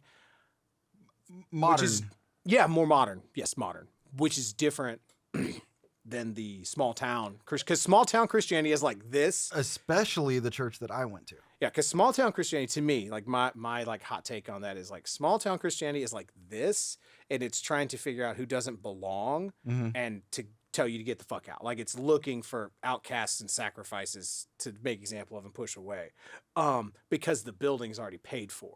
City Christianity is like this because they got to pay the rent. That makes a lot of sense. And so they're a lot more like, what do we need to do to get new? You know what I mean? Like they're a lot softer. Like they're only going to have one hellfire sermon a year, you know, in the city. Yeah, I say especially the one that I went to because I found out well after the fact that most people that went to churches other than the one that I went to called us the cult church. And Did you know that? I don't even know what church you went to. I don't want to say, but Fair Yeah. anybody that knows me that's listening will know exactly because it's the only church I ever went to. Mm-hmm. But yeah, I had no idea. And a couple people, dude, why do you think we never came when you would invite us?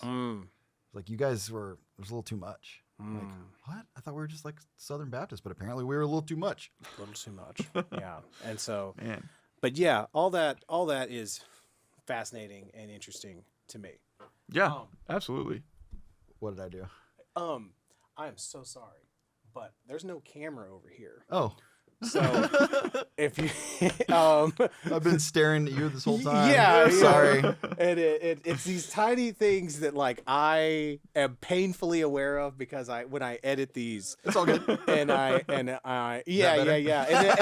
I'm part of me is like, God damn it, Rich, this is your fault because I was It's okay. like, I'll set the microphone up this way. I got comfortable in the chair, so. So I'm like, so that there's a nice clear shot. Gotta And gently persuade. but what I accidentally did is I'm like, yeah, CJ, why don't you? You know, I'm like, God damn it, I feng shuied this all wrong. This is my fault. I'm gonna stare at that picture Yeah. of that So mountain. anyway, it's a dumb Anyway, thing no, it's all good. to like. I'm not saying like don't look at me, but it's a thing that if you see me, it's like, man, what the fuck is Richard thinking about so hard? That's it. I'm telling you right now. Why does Richard look like badly constipated right now? Just thinking about this camera.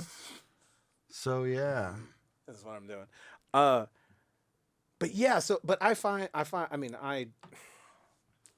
I have a lot to say about just religion and Christianity. And all yeah, this we other could. stuff That in could probably general. be a different episode. to be Probably, honest. yeah.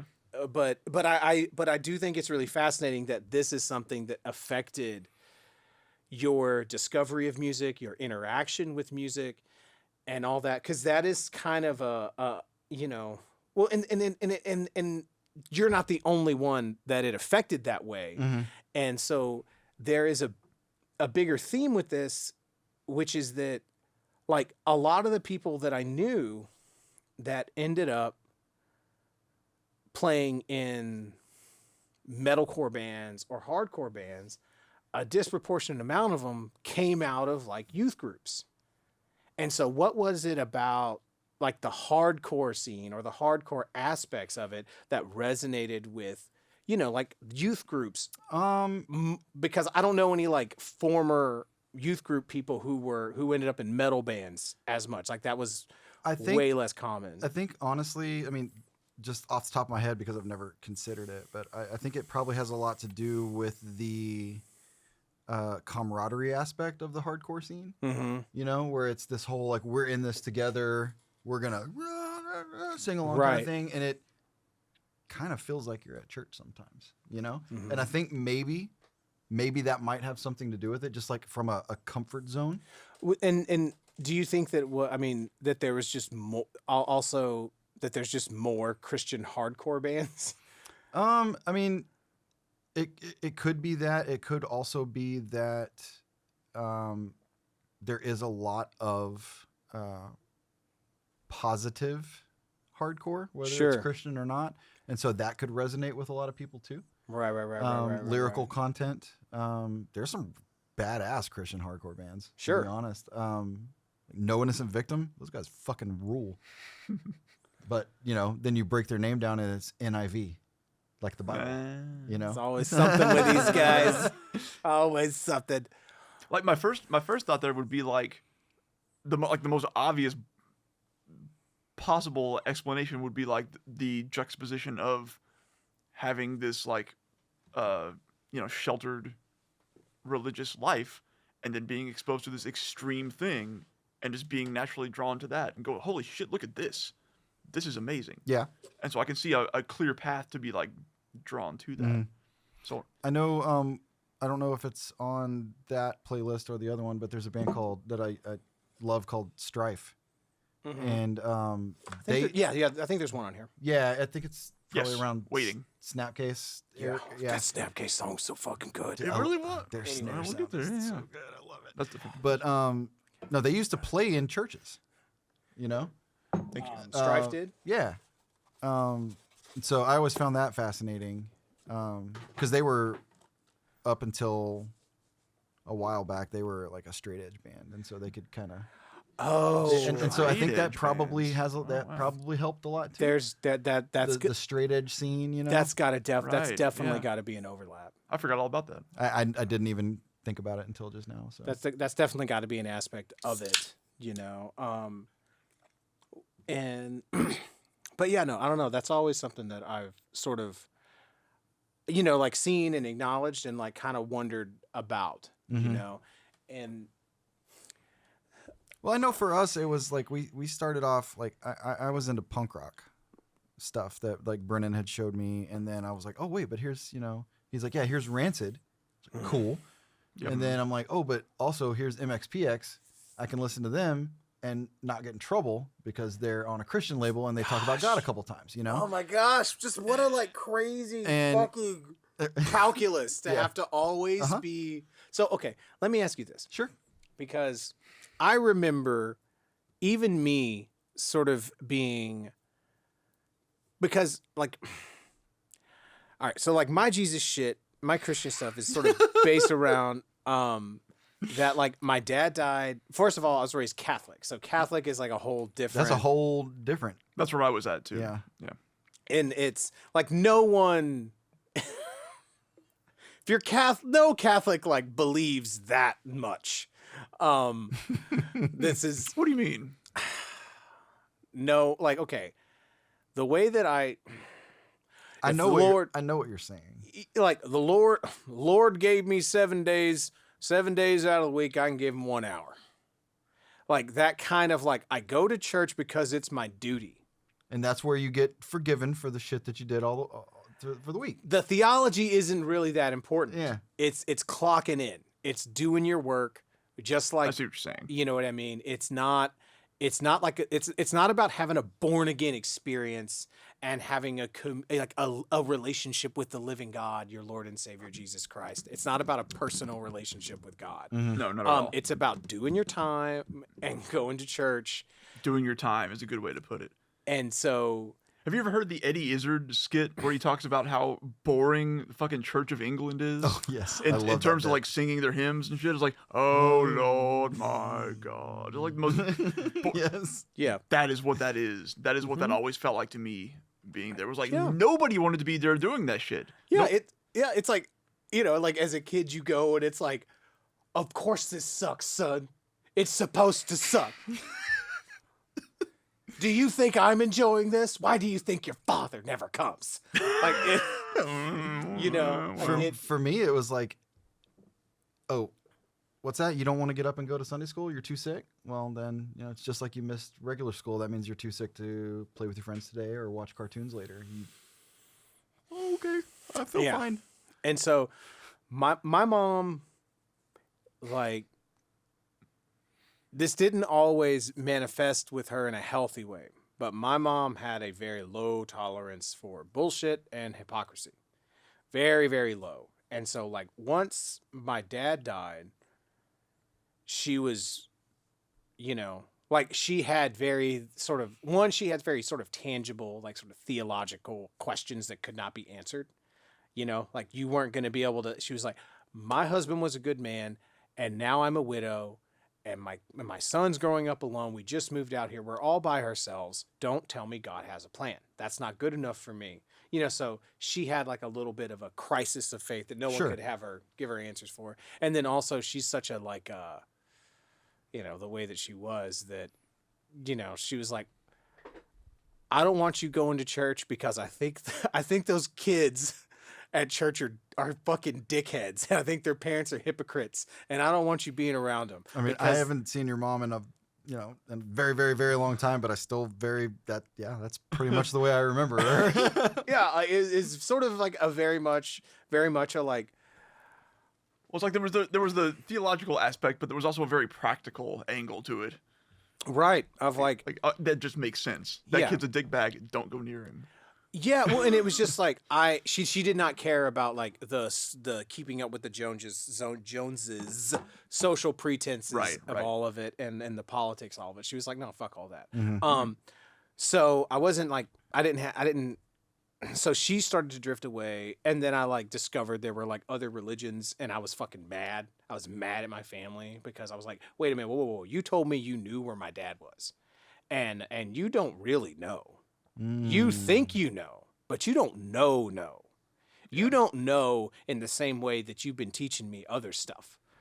And that made me like very angry. And I was very young. I was like 8 when I like sort of came to that. So, but even given that, I was still sort of like 13 or 14, 15 maybe, before I could say, I don't believe in God without like, Oh man, tell me about it. feel like without like look waiting for the lightning bolt. Mm-hmm. You know what I mean? So how long? I mean, I guess like how long did it take for you to sort of be able to get to a point to where that shit's not living in your head rent free all the time? I was 23 when I said it out loud for the first time. I was mowing my grass in California, and I stopped. And I set it to the air. Goddamn fucking liberal fucking blue state California. I set it to the air, and it felt like I could actually breathe for the first time in my entire life. Wow. And then You got struck by lightning. I died. And My then hand got caught in the mower. I was, and then I was terrified to tell Laura because I didn't know how she was going to take it. So I don't remember how long it took me to tell her. It was at least a couple weeks, probably. But I mean, I had felt that way for a long time, like for at least. I had felt that way since before I actually left the church. So you were 23 then. When did you leave the church? When I was 18. I was still playing guitar at night for the night service, and I was also like going to raves on Saturday and then having to be there on Sunday, and I was like, I'm tired of doing this. Like I don't enjoy it. I don't want to do this anymore. Yeah. And so I just told the music minister, I was like, hey, I got to be done. I'm sorry. And didn't give him a reason and just stopped going. And it was partially because I was tired of going, but it was partially also because I got ostracized when they found out that I was going to I went to a single rave one time. And by the time it got back to the church, I was dealing drugs at a rave. Oh, yeah. And That's how they do. Rather than checking on me to make sure I was okay, nobody, like some people didn't want anything to do with me anymore. And I was like, cool, been a member of this church for the majority of my life, and this is how you're going to treat me based on a rumor? That's how they do. I'm done. I'm out of here. And finally I left. But no, I was about 23. And then You were mowing your grass.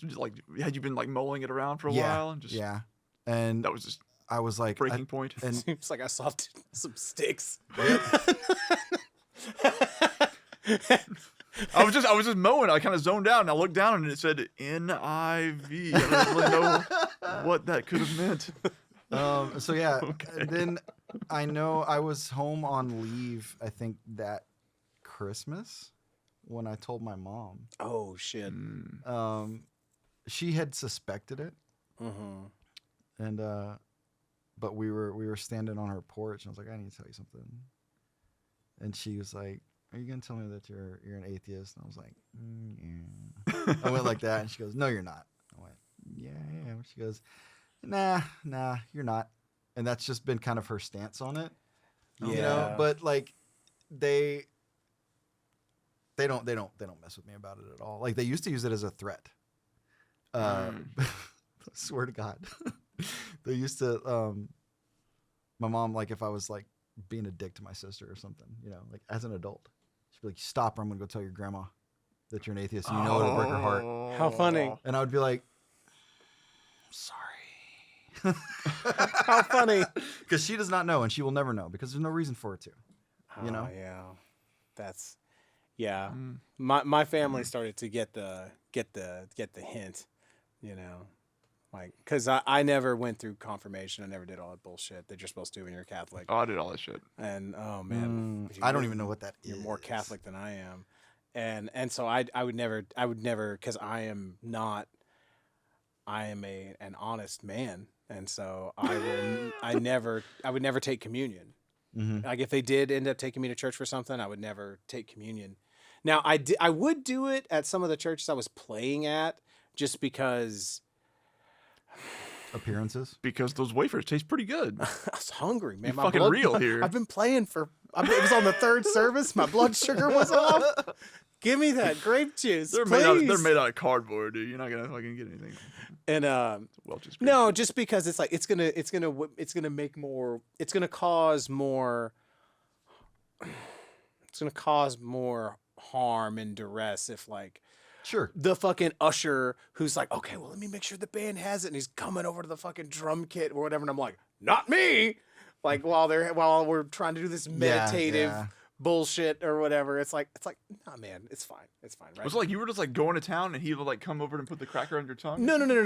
Like, Okay. because you're going to do, when you would do communion in like a modern service, you're doing like, like you have some mid-tempo song and then it gets really like jammy kind of whatever in the middle. And then Okay. the pastor takes over and the music kind of stops or whatever. And everything kind of quiets down while the pastor's doing his thing, giving the instructions. Okay. And sort of like during that point, someone like comes around to the band, like, here's yours and here's yours and here's yours and here's Oh, yours. okay. And sort of, I've never experienced that. and so like all the band members sort of like there's like a little unspoken etiquette of like, all right, well, I'm going to keep strumming the chord while that guy takes and does That's his. amazing. Oh, okay. He's got okay. I got playing. All right, cool. I gotcha. You know what I mean? And That's amazing. honestly, honestly. I've got my mallet on the cymbal. Oh, thanks. Oh, thank you. Oh, like all that. It's a whole other dynamic that you couldn't even. What did we call it? We call it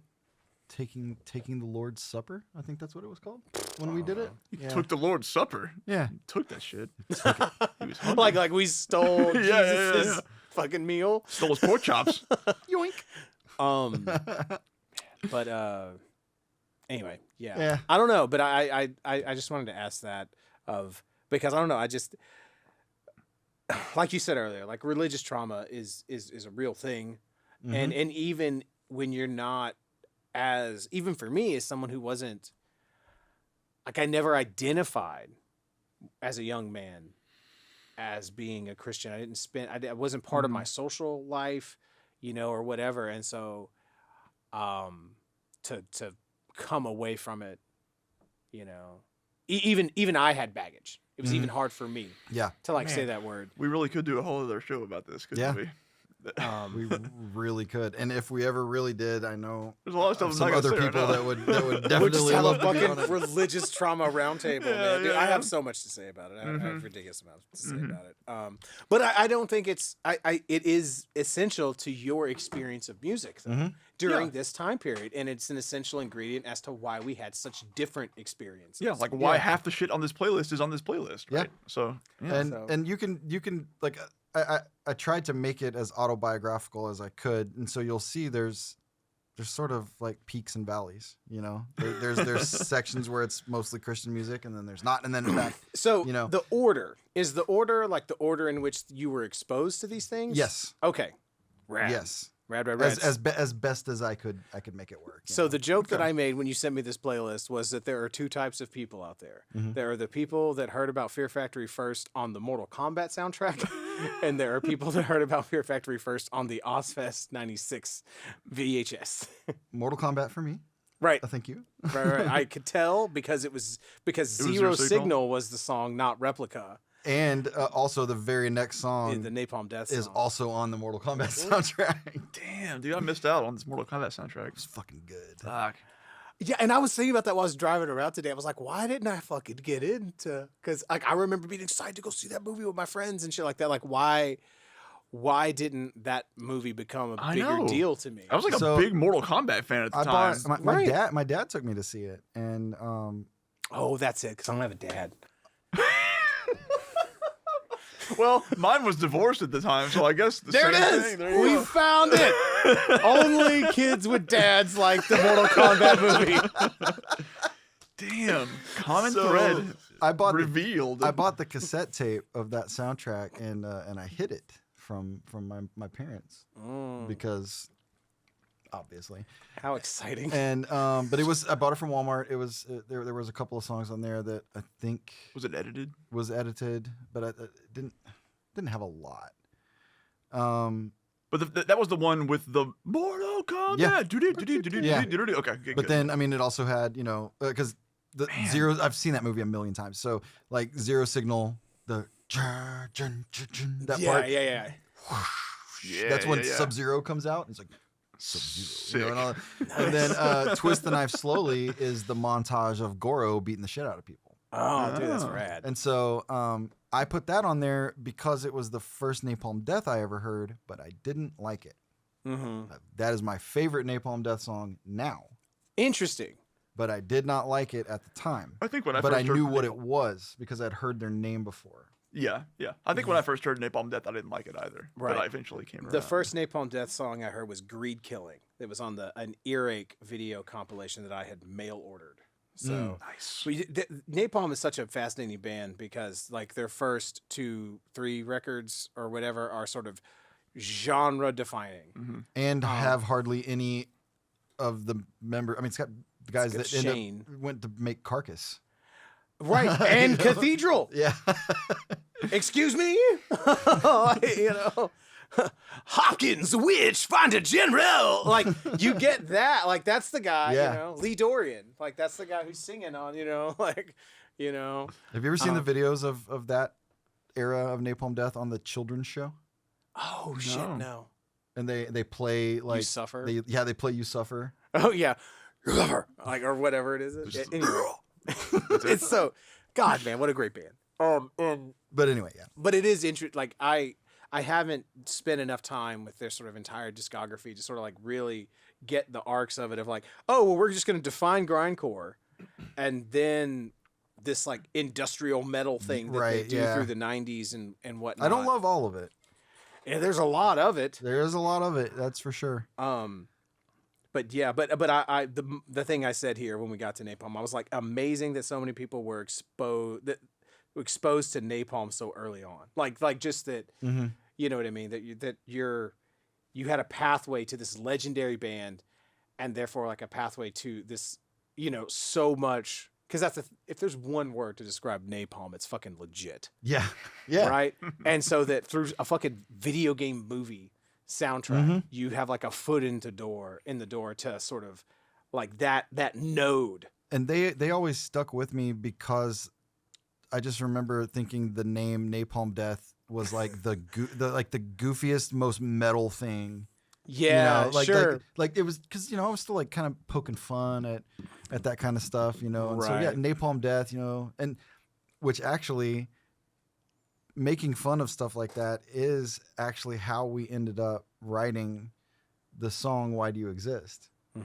Because we were making fun of metal lyrics one day, and we said, yeah, all they are is just "Why do you exist? Die, die, die." And then Jeremy came in with this weird riff, and I was like, I'm just gonna say that. What do you think? And they're like, cool. Yeah, that's real funny because my buddy Jet, whenever metalcore and like screamo became the thing, and then, you know, he like was frustrated with that music, and he was like, "It's all the fucking same. It's all I don't like what I'm doing." You know, and then just, you know, being sad about a breakup or something. yeah, and I was like, God damn it, what a fucking I don't like what I'm doing. I don't like what I'm doing. This nail on the fucking head. Like, It's fantastic. I was like, yeah, man, I fucking hate As I Lay Dying also. I hate them for like a lot of reasons. Different reasons now. But Tim Lambesis is a piece of shit. I hope Teetotal, I hope capital. I hope you're I can't listening. believe that. I can't believe that they are still able to like do headline tours and all that shit. Anyway, whatever. That's a different fucking thing. So, but yeah, the others, you know, then you start seeing like, you know, I put Korn on there and Slayer, and I put that on there specifically because those were songs that you introduced me to. Interesting. Nice. That's fucking wild. And like I said earlier, this playlist is difficult for me to listen to. When I got to Loco, I had to force myself to make it through that song. I don't like it. Really? It's not that good. There's things about it that are good. Okay, it's okay.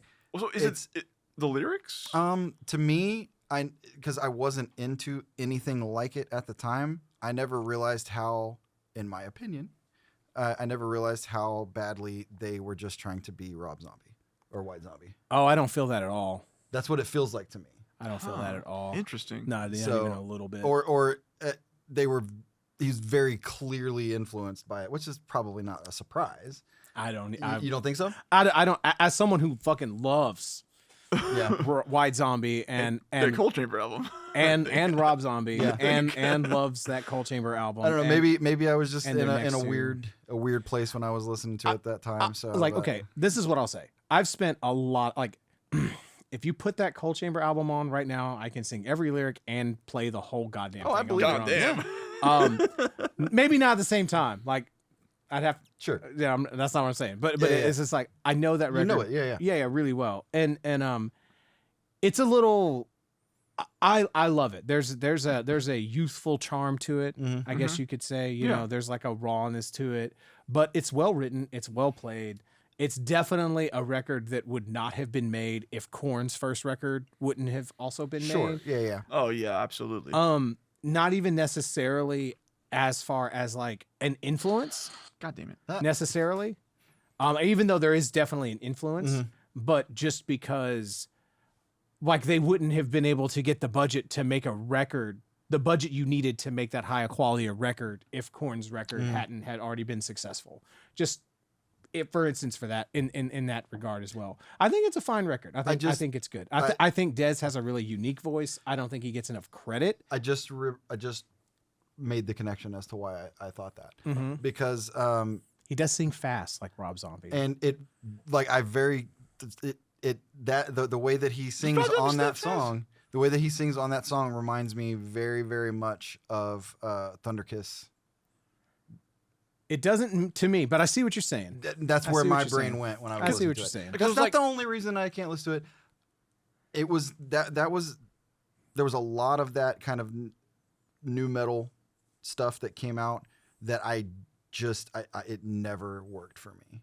Gotcha. And Cold Chamber was one of those. Cold Chamber, but I mean, I put that on there because that was one of those songs that we learned. You had to learn I it had to learn it on the bass, so I had to put it on there, that you know? could play Right. play it because we played it at the show. And You also had to learn Electric Head Part 2, and you had to learn Come Out and Play. yeah, Maybe that's where the White Zombie I association don't comes know. from. Yeah. Well, maybe you just don't like the song because you didn't like Josh Baker singing it. That's why you don't like 311. It's why it took me a long time to be able to enjoy 311 because I got so fucking sick of Prisoner. fucking like Josh Baker coming up behind me. like fucking with you. Well, and he started to annoy Well, me, and you yes. know how Josh Baker was. If he found out I do. something annoyed Yeah. you, then it's like, oh well, now I just have to live with that Right. forever now until we graduate high school. Sure. Yeah. Because I live across the street from his parents now, so are they doing okay? I don't know. I see his brother a lot and his nieces. Okay. Well, I hope they're doing great. Oh, You can man. tell me later. If, Yeah. I hope they're doing awesome. I have nothing but love for the guy. Never did me wrong. But yeah, so I unironically still like Cold Chamber. Sure. But I there is like a cringy aspect to it. Yeah. Because and it's like it's not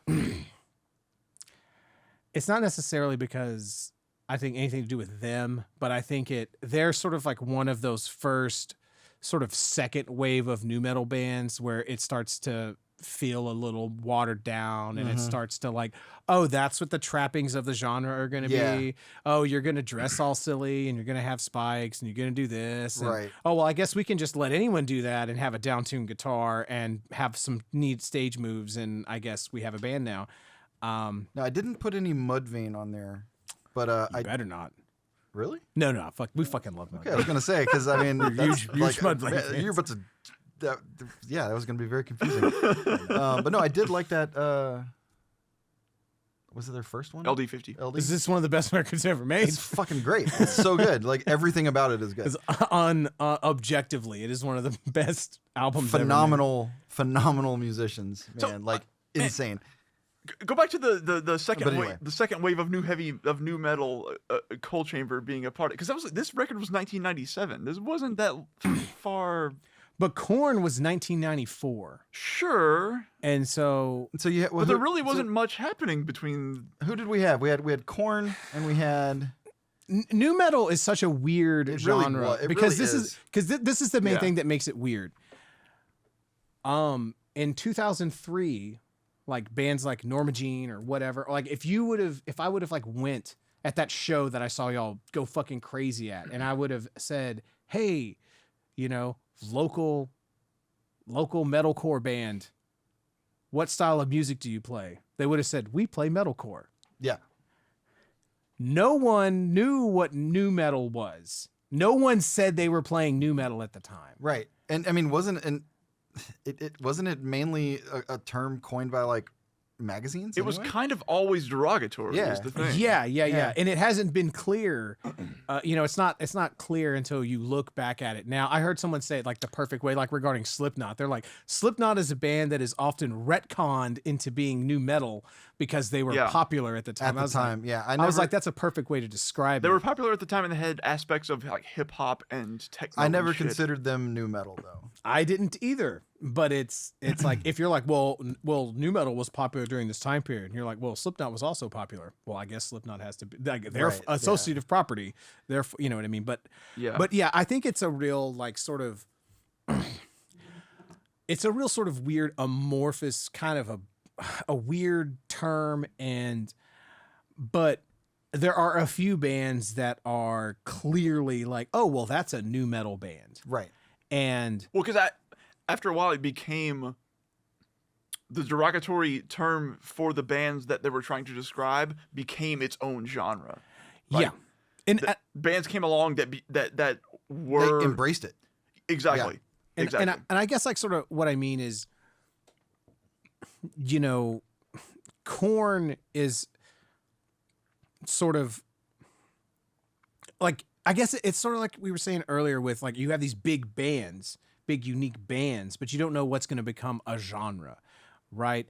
And to me, like, Coal Chamber is sort of one of the first bands that's like, okay, well, this thing that Korn's doing, this is going to become a thing. And So let's also do it. So sort of. Yeah. Yeah. Or like, and it might not, I'm not trying, I don't know how much they were or were not influenced, but I think they would have had to have been. I think so too, but like- I just don't know. So I'm not going to speculate. Sure. It's sort of like with Mushroom Head and Slipknot. Like Slipknot had success, so even if y'all were developing parallel, now the other mask band's gonna get signed because Mask Band 1 is doing well, Right. And the thing that's sort of like I can with Coal Chamber, with their image and whatnot, you start to like get the sense that like someone at Roadrunner is like, okay, so Korn has their Adidas, what are y'all gonna have? Yeah. Right. Yeah. Okay, some spike hair, some fishnet, and some bracelets. Okay, that'll work. Let's do it. Like, can you dye your hair? Oh, you have a girl bassist. Oh, this will be amazing. Can she wear skirts? Like you start to get that.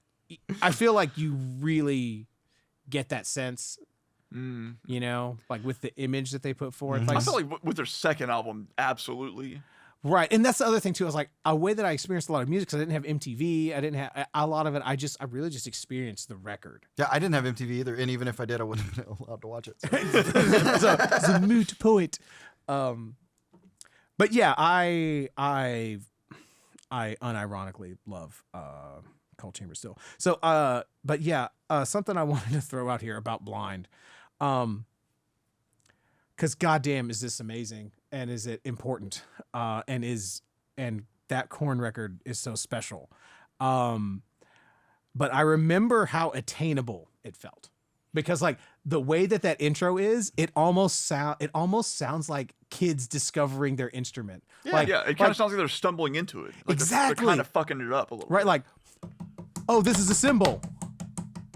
What does this do?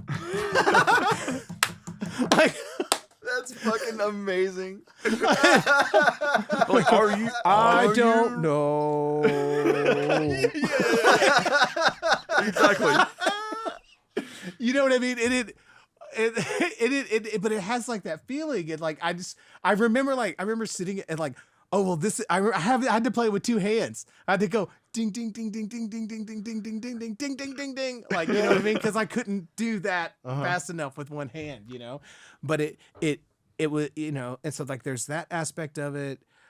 But even like looking back on it now, like I listen to it and I'm like, this is so well put together. No, it really is. I can still listen to the first 3 Korn albums pretty easily. Mm-hmm. I can kind of, there's the ones I like and there's the ones that I really like. Untouchables. I like some of the poppier stuff that came after that. Whatever it was that came after Follow the Leader was when I remember That was when I fell off. I fell off and I was like I lost interest. Yeah. Yeah, I kind of fell off on Follow the Leader, and then I definitely fell off at Issues because I was like, y'all got a new one out already? Calm It down. was really fast. It was really fast. I just Calm remember fucking down, guys. I just remember when Yeah. Follow the Leader came out, the big thing was that they had Todd McFarlane did like the video for it or something. Oh Or yeah, had and done the cover art. That's right. And then Right. that also, that album came out around the time that 98. my parents went from it was like they flipped a switch. Like it was never gradual. Mm-hmm. There was a time in my life where this is what I was allowed to do, Mm-hmm. and then just one day they just were like, oh yeah, whatever, and just so like one day it was all the Christian music. The next day it was like, oh yeah, you got your BMG CDs in. And it was every album that I could possibly get that had a parental advisory logo on it, and they didn't give a shit. Yeah. Oh, okay. Literally, I understand what you're telling literally, me now. and Wow. Follow the Leader came out right after that, and so that was one of the first albums that came out when I didn't have to worry about it anymore. God, that's got to Right. be that's like the crux of your musical story. Like that's the hinge point. That's the cornerstone of it. Because like that's why you're not into Metallica. That's why you're not into Pantera. Absolutely, Because you weren't allowed to be into shit until fucking 1998. Metallica specifically, I remember specifically Metallica playing on like the Grammys or something on TV, and my mom made me leave the room. She was like, "You cannot hear this." Give me fuel, give me fire, get the fuck out of here. You know. I also remember my dad bringing a Guar videotape home one time from work. Why? Wait, what? Because somebody loaned it to him and was Where like, did your you got to see this. You're not gonna believe it. Okay. That's all I remember. I was About gonna say, where did your dad fucking work to get a Korn video? He worked according to the lore that Shay presents, he must have worked at a tattoo shop. No, he worked at chemical plants and construction and stuff. Call back there. Yeah. But I just remember because I caught my dad singing a Guar song. Like around the Saddam a house. Go-Go or some shit. Like, There's something I don't. So Oh my God. sadly, Wild. I will admit I am not familiar with Me Guar. neither. Very familiar at all. very unfamiliar. I only know one Guar song, and it's the first track on the Ragnarok CD because I bought that CD and I took it home. I was like, this is the worst music I've ever fucking heard in my Well- life, and I returned it. Clearly, they're meant to be seen. Yeah, meant to be But- seen, not heard. But I just Mate. remember Sandwich. my dad singing something about maggots coming down like rain. I remember hearing those words come out of my dad's mouth. But I'm imagining it like a Paul Simon, like Bridge Over Troubled Water. It's coming down like rain. Yeah. but no, Yeah. when Follow the Leader came out, I asked my mom. I told my mom, I was like, I want to go see Korn, and she's like, okay. Wow. And so I went with David Baker. So when did you see them? Where did you see them? Well, it was at the Summit. Right. So, Okay. so the 'Cause I or missed not the this Summit. one. It was at the Astro Arena. Yeah. Okay. But it was them. Head PE opened. Okay. And Yeah. and Orgy, Oh, Okay. nice. Nice. Okay. Nice. and it was Solid. phenomenal. It was a phenomenal show. Okay. I just remember being That first Head P album, pretty fucking cool. It was It good. is. Um, I got really into the second one because I saw him on Tattoo the Earth, and there's like, right. Well, I got really like I don't give a fuck. See me fall down, see me laugh, see me laugh, see me laugh. I bust your lip. well that goes into Limp Bizkit on there because when Limp Bizkit came out, First Limp I Bizkit got record. made fun of by so many people for liking rap metal. That first Limp Bizkit record is amazing. I still listen to it. It's I don't great. even care. It is You good. shouldn't care. It's amazing.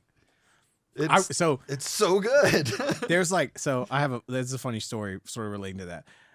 Do you remember the Colorado trip, the band Colorado trip? Very clearly. Okay. So that was like the beginning of the divergence of me and Germany, me and Jeremy's. Germany bars. That's like totally some. How has that never come up before?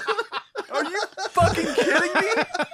I'm mad. I'm fucking mad that we've never thought about that before. It's because we didn't have cultivate having toxic nicknames for people because that's some total football coach shit. I guess. Oh, what you doing over there, fucking Germany Barnes? I guess so. You know what you ficking and dishing over there. You know, like that's totally some. Man, I remember when that motherfucker quit football. Like, you know who got yelled at when he quit football? I did. You did. I fucking did because I didn't quit. They yelled at me for like 3 weeks straight. You know, it's like. Anyway, whatever. Okay, well, anyway, I was mad for like 10 seconds there. That's all I needed. There's some funny shit there. But anyway, our music, me and Jeremy's, because we were like just, you know, but we started to diverge, and it can all sort of be summed up on the CDs that we bought on that trip. Mm-hmm. Okay, because I bought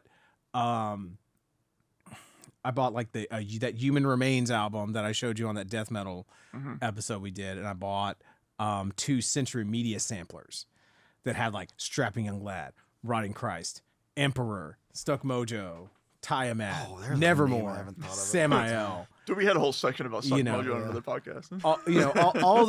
all this like metal shit. Yeah. You know what I mean? Arch Enemy, Entombed. It's all on there. Wait, no, Entombed wasn't on there. Entombed was on something else. Whatever. And Jeremy got like, okay, well, I'm into guitar, so I guess I should be into Joe Satriani. And so he got like Fire Garden. And he's like, well, I'm also like, okay, well, I hear Santana's good. And so he got like a Santana Live CD. Man. And then he got a gorilla, he might have got a punk rock sampler that had like Gorilla Biscuits on it or something. Yes, fucking Gorilla Biscuits. Fuck yeah. And he got the Limp Bizkit CD. $3 bill. And he like threw up in his mouth trying to listen to the Joe Satriani CD. And he like listened to Santana. He's like, this isn't bad, but I don't like it. Do you want it? And so I got the Santana CD.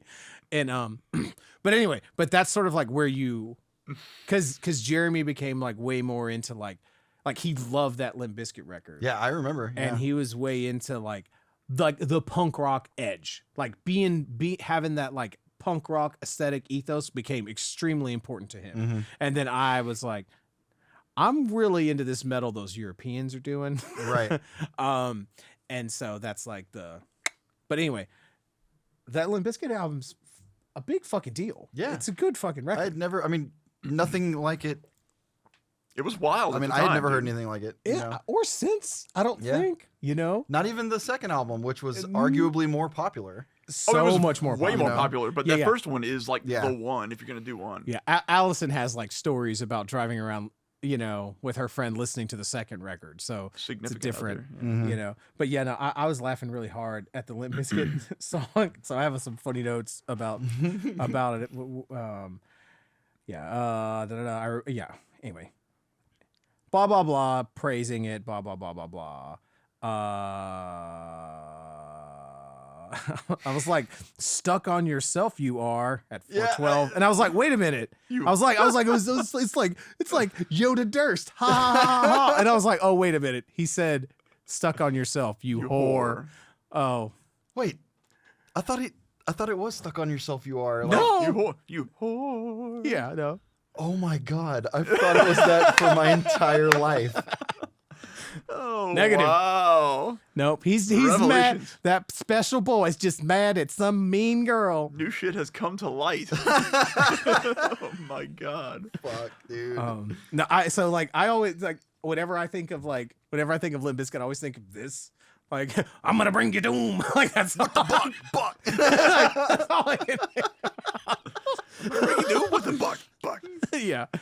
You dug goose and play. Okay. But yeah, anyway. Is this the one where he ends with doing back? Is that album, yeah, ends and then he's with like, that. Fred, shut the fuck No, up. it's the first song of It's the the album. first song. Is it the first Yeah. song? Oh, okay, Yeah. never mind. And it's, Suckers, fucking suckers. And then Fred, shut the fuck up. but isn't it him saying, Fred, shut the fuck up? It sounds like it. Yeah, I don't think actually know, I don't but it know. sure sounds like it. Yeah. Old Freddy boy. Yeah, I don't hate Limp Bizkit. You know what I mean? I never saw him live, though. And I don't care. You probably would have burned something down if you had, so it's a good thing. I've watched that documentary. That shit was wild. Yeah, man. Yeah. You guys talked about that, though. Mm-hmm. We did. Yeah. Yeah. That's actually what made me. I listened to y'all talk about it, and then I went and watched it. Wild. It's a great documentary. And, Yeah. and Yeah. like Yeah. the funniest shit that you know was that fucking Ed Kowalczyk in live like saw that. It was like I'll have what he's having. We need more of that. I get that. God, like I felt like an interview snippet that he was like, I remember hearing Limp Bizkit for the first time, and I felt like I really got it, you know? God, what, Ed? God, what? Really? Listen to that 5th live album. You'll figure out exactly what Ed got and did not get. What he thought he got. So okay. Go ahead, Robert. Well, so we brought up Korn a little bit. Did we kind of hit on Got the Life already? Well, yeah, I kind of mentioned about eventually that was a big part. Yeah, because there was like there's stuff before that though. The me putting shit on CJ. Yeah. Okay. And then there's a lot of it in between. That was when I was like getting into hardcore and stuff, and so what's up? Let's keep going chronologically then. Okay, 'cause cool. I don't want to skip too far ahead. Yeah, it's fine. But you got Deftones on here, My Own Summer. we got to talk about Slayer. I got to back up and talk about Slayer for a second. That's fine. Let's go. Isn't it amazing how slow Angel of Death sounds now? Yes. Isn't that? It was like the fastest thing I've ever heard, and now I'm just like, slow cattle decapitation songs are faster than this. And then this blew my mind too, because I remember, like, I don't know if it was just like in the tab or whatever, but it said like the tempo, like they always talk about the tempo being 222, right? I don't know if you remember. It was that always shit. a big deal. Like, right. yes. And then like I was listening to this and I'm like, I was like, gets out metronome. Is that really 222? And it is absolutely not. Like the sections where the double bass is going is never at 222. It's like firmly in the like 200 to 205. There's sections of the solo where it's just pure Where it just speeds up. pure skank beat Sure. where it does get to like 222. Interesting. And I was like, huh. So it totally fucking blew my mind because, like when it comes to like double bass techniques and shit like that, and I'm like, man, like doing like that run at like 222 with like just pure like fucking ankle motion. I'm like, man, that's real hard. But I'm like, what? You're doing it at 200? Fuck off. I think the 222 thing is one of those things that you would see in like a Guitar World blurb or some shit. Yes. But I don't think Yeah. Slayer ever fucking put that forward. Oh, of course Slayer did not. So I did not. I'm not because they wouldn't say no, that about their own music. But didn't mean to imply that.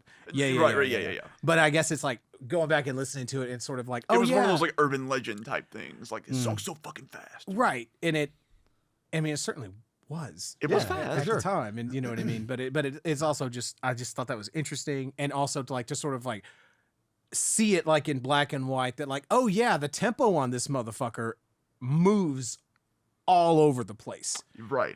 And digging back into some of this stuff, I'm like, I feel a lot less bad about how bad my tempo was. I've always felt that way about Slayer, though. Like, What do you mean? Like, yeah, the tempo is like kind of all over the place on some stuff, and Right. like sometimes it was like to the detriment, like sloppy sounding. Oh yeah. Well, my first like Slayer, real like Slayer album was Decade of Aggression, and that's like one of the sloppiest records ever made, ever committed to fucking print. It's amazing. Don't get me wrong. It's amazing. It's still probably my favorite Slayer album to listen to, but it is very much. It's very much like, oh yeah, man, just like go for it. You loaned me a Slayer CD on that Colorado trip too. It was the cover album. What's it called? Undisputed Attitude. Yeah, okay, Oh god, that record's so fucking good. Because I really wanted to listen to their cover of what was it? Was it Minor Threat? I think. I don't want to hear it. Did they do that or? That's on there, Yeah. Yeah. Or in like Richard hung himself, and But now I'm gonna be your god. yeah, the Angel of Death Wait, was that an Iggy Pop cover? Yep. Okay. it's all punk. Stooges. It's all punk. But it's music. not. It's not dog. It's God. God. Exactly. Or it's all Um, punk covers. Yeah. But yeah, Angel of Death was the first Slayer song that anybody ever showed me. I'm fairly certain it was you, but I know for a fact you showed me South of Heaven because it was on that cassette that you gave me. Right. Yeah, And, that makes sense. What was the cassette? It was called Slayerized Asphyxiatosis, and it was a mixtape. Nice. But I just remember feeling. I just remember hearing South of Heaven, and Did you feel? I felt bad. I felt like a bad kid. You know? I did. I was like, It's like, yeah, I'm gonna listen to that, but I'm gonna turn it down just a little bit. Yeah, I don't want the Lord to hear. Yeah. Well, I think I had some of that too, because South of Heaven was the first album of Slayer's that I ever heard, because I borrowed it from like my uncle's music collection, Right. and I was like, well, I'll check this one out. Just picked it at random. They had like Undisputed Attitude and probably Decade as Seasons well. of the Abyss. Seasons as well. In there. But I happened to pick South of Heaven, and it starts out with that song, and I was like, this feels fucking evil, dude. Yeah, I was like, South of Heaven. There's only one place south of heaven, and that's hell. I know where they mean. It's so good. It's man. It's so It's a great awesome. album. So But yeah, Deftones. I mean, My Own Summer was like, I just remember hearing. Was it? Did y'all cover that? Not y'all. we didn't. No, Well, you the- might have. I covered it. Yeah, it was Josh. Hazefall Haze- crew. Well, I think maybe we did, but also I remember just playing the song in Josh Baker's garage Yeah. with whoever. And the fuck that was the there. first time I ever heard that, and so then I went back and listened to that CD. Was it Around the Fur? Around the Fur, yeah. And it was fascinating to me because like I had never heard vocals like what Chino was doing, you know. And so I was like, Absolutely. I like that. I like that a lot because that's not the grunty, tough guy sounding stuff that I Yes, keep sure. hearing. That was you like know? absolutely like out of left field for the time, especially. And yeah, that one that song just blew me away. You know, Isn't it wacky that them and Korn were sort of like considered like brother bands at the time? And they're so fucking different. Yeah. even then they were so fucking Yeah. different. It's like, oh, y'all got I mean, baggy pants you- and have good drummers. Yeah. You could like make an argument at least for Adrenaline being somewhat similar, but not really. Like more so than Yeah. Around the Fur, but not really. So yeah, agreed. But yeah, the hardcore stuff though that is next is just stuff that Brennan showed me because Okay, that explains a lot. that's when we, you know, Brennan moved back in like 8th grade and we, you know, got to be friends because we knew each other in 3rd grade and then he okay. moved and then he came back in junior high, and I just remember him getting, it was a Victory Records, Victory style comps, and showing me some stuff. And to this day, I'm still very picky about what hardcore I like too. But Snapcase, that album was very, very, very, very important. It was a cool fucking song, dude. I forgot. We covered that song as when we were like the Christian band. We covered that song, God damn. Zombie Prescription, and Brennan would come to our shows, and we needed 2 guitar players to play it. And we would set up a guitar and an amp, and he would get up, and we would play that, and then he would get back down and dance till the rest of our songs. Nice. Such a special guy. That of all the stuff that I hadn't heard, you know, or like that it's like, man, God, what a fucking missed opportunity. I think Snapcase might be of like, I would have loved this. Why did I not hear this? You know what I mean? Because I remember seeing the ads for that record. Yeah. You know what I mean? I never heard this song. I heard Snapcase otherwise, but not this song ever. But this song's fucking And awesome. they have a very, very specific sound. It didn't sound like a lot of the rest of the East Coast hardcore that was coming out at the time. I didn't look. What year was this? 98? Because this sounds way ahead of its time also. Well, and what's interesting, there's like so much good stuff in this song. There's like polymeter vibes going on with the like gaga gaga gaga gaga gaga gaga gaga gaga, you know, all that sort of stuff, man. It's just so, and it's like, it's really, really well executed, which can't, like, it's played really, really well. That's something that sort of fits with a lot of this hardcore stuff. Is it all feels very organic. And sort of like sometime to, oh, God damn it, you get the sense that, oh, well, this is how all of these bands actually sound. And so I bet that all these bands were amazing live. I only got to see Snapcase once, and it was at a Warped Tour actually, and they were amazing. They were absolutely amazing. I think it was 99, 2000, Right. something like that. Because you just, that's like a thing that just, anyway, with like all of the hardcore stuff, there just feels, there's something like Like it's in the room, Mm-hmm. you know, with the vibe of it and everything. The song was 97, by the way. Okay. I always liked Strife because they were a little bit, and even in their later stuff, they were a little bit more metallic. You could kind of feel it. They have a song that Chino Marino did like a little bit part on that same album. And I think that's actually what made me check that album out to begin with. That's funny because I like Chino was getting around at the time. Yeah. I wrote on the Strife song, I was like, nice super skank, a la early proto thrash metal, almost like Accept or Merciful Fate. So I'm definitely, you know, that like, you know, Yep. that kind of shit. When you know, like whenever like people heard the Accept song, like Fast as a Shark in like fucking 1982 or something, and it's like, you know, some it might not even be that fast, but they were like, oh my god, that's the fastest double bass that can even be conceived of. Why would anyone ever, you know what I mean? Like this is what like Gene Hoglan is saying when he hears that. You know what I mean? And it's like, how does this happen? If you only know what you're gonna do, Gene. If you only know. I do love that man.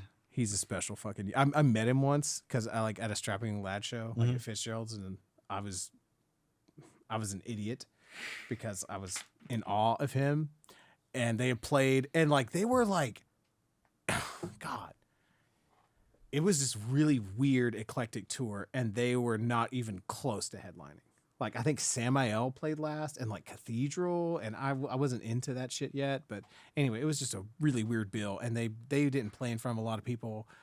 I was like the one weirdo up front that knew like every lyric, like right in front of fucking Devin and everything. And then like, you know, hanging out there upstairs at Fitz, and then like Gene walks out, and he's a giant man. Yeah. And I was like, oh my God. And then I like go up, it's like, Gene. You're you. And he like shakes my hand. He's like, every damn day. Perfect. And he's like, hey man, I saw you rocking out up front, man. Really appreciate it.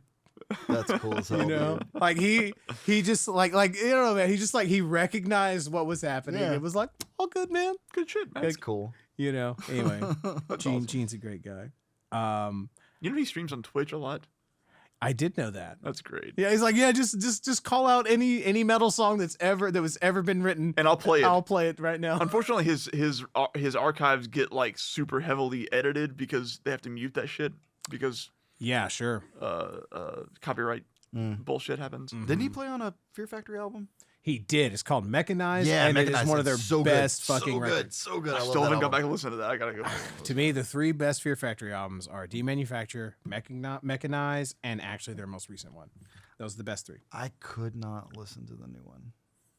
You must have tiny testicles. No, man. His I'm voice is just done, dude. Dude, I think it's his best performance. I think the most recent album is his best performance. I do love Mechanized though. It's a really good one. I don't know how you can. I mean, it's understood that like Burton live was always hit or miss, but I don't know. I feel like all of his recorded output Maybe is I need very to go, consistent. maybe I need to go give it another shot. mean- Maybe I'm thinking of something incorrect. You know? Yeah, I mean, I think it's a really, really great record. Anyway. Yeah. It's not the Fear Factory cast, but yeah. But yeah, what is interesting about Mechanized, the one that Gene Hoglan plays on, is it's the only Fear Factory record that has skank beats in it, like the thrash beat. Yeah. You know, and it's just like you just get this feeling that Gene's like, no, this is what you're doing now. Yeah.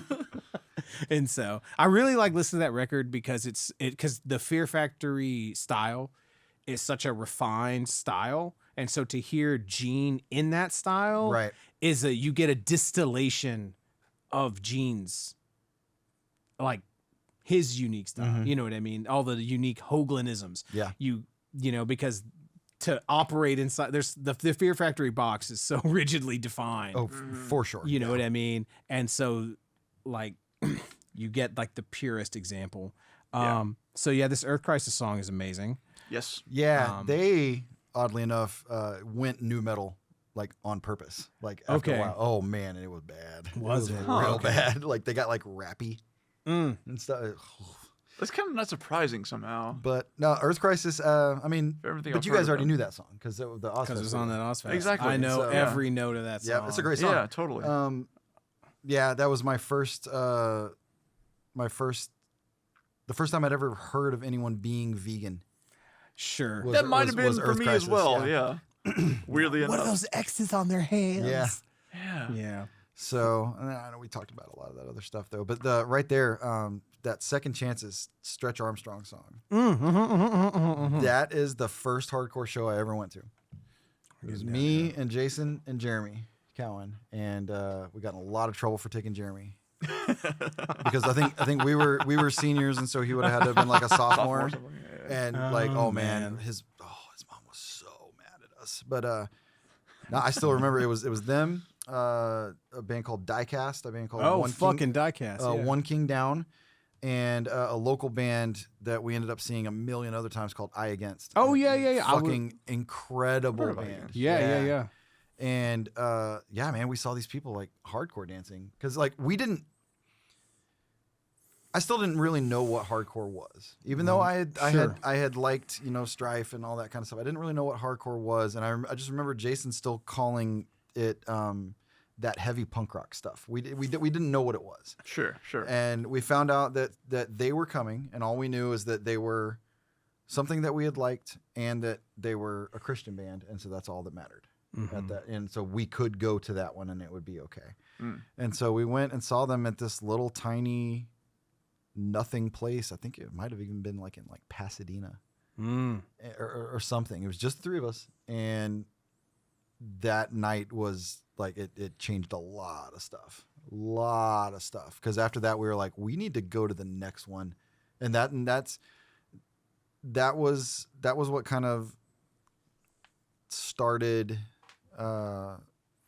us being like later on that show later on was what kind of started us going to like, we don't care who's playing, we're gonna go because it didn't matter anymore. We just wanted the experience, Right. and so I've never heard of them. Cool, how much is it? $5? Let's go. All locals, even better. Let's do it. Let's go hang out. Right, Cool. right. And that right there is one of the biggest differences in how the hardcore scene operated versus how like the metal scene Yeah. would operate. Because you could be at a metal show at Cardi's playing in front of like 3 people, and 2 of those people would be just trying to decide if you belong there or not. Right. Yeah. And we were many times. Yeah. Oh, we were. I thought you were saying we were those 2 people. I mean, Maybe after we played our set. yeah. So a lot of the stuff that comes after that Stretch Armstrong on there is a lot of stuff that I found off of the same compilations that I discovered, like Stretch Armstrong. So, I mean, we don't necessarily have to talk about a lot of it, but it was just like, Well, I got like hell, like I mean, that Focal Point song, I don't even know any of their other songs, sure. but that song is very, very specific. Like Laura and I still love that song. Like we love that opening riff. It is super simple. It's just Yeah. and that's it. Yeah. And then, but then, like that Living Sacrifice song, Reject. Oh yeah, we gotta talk about that one. That one, I mean, that one was a big one for me too. I have plenty of shit to say about the other ones. So, but okay. But well, anyway, so, no, say whatever you got. so the Focal Point one. So what I wrote here is I was like double bass, sloppy, Yeah. Oh yeah, it's really but bad. A for effort. No, it's bad. But it's also like kind of interesting too, because it comes in at like around the 226 mark, and it's like, and then it kind of like just stops before the section's over. But it's mostly in time. Like it sounds like it's an intentional decision, but then when you think about it, you're like, no, you could you could only do it 6 measures instead of 8 measures. But yeah, like, but there's I feel like there's kind of like a lot of stuff like that on a lot of these kind of tracks. No, we do have to talk about Overcome.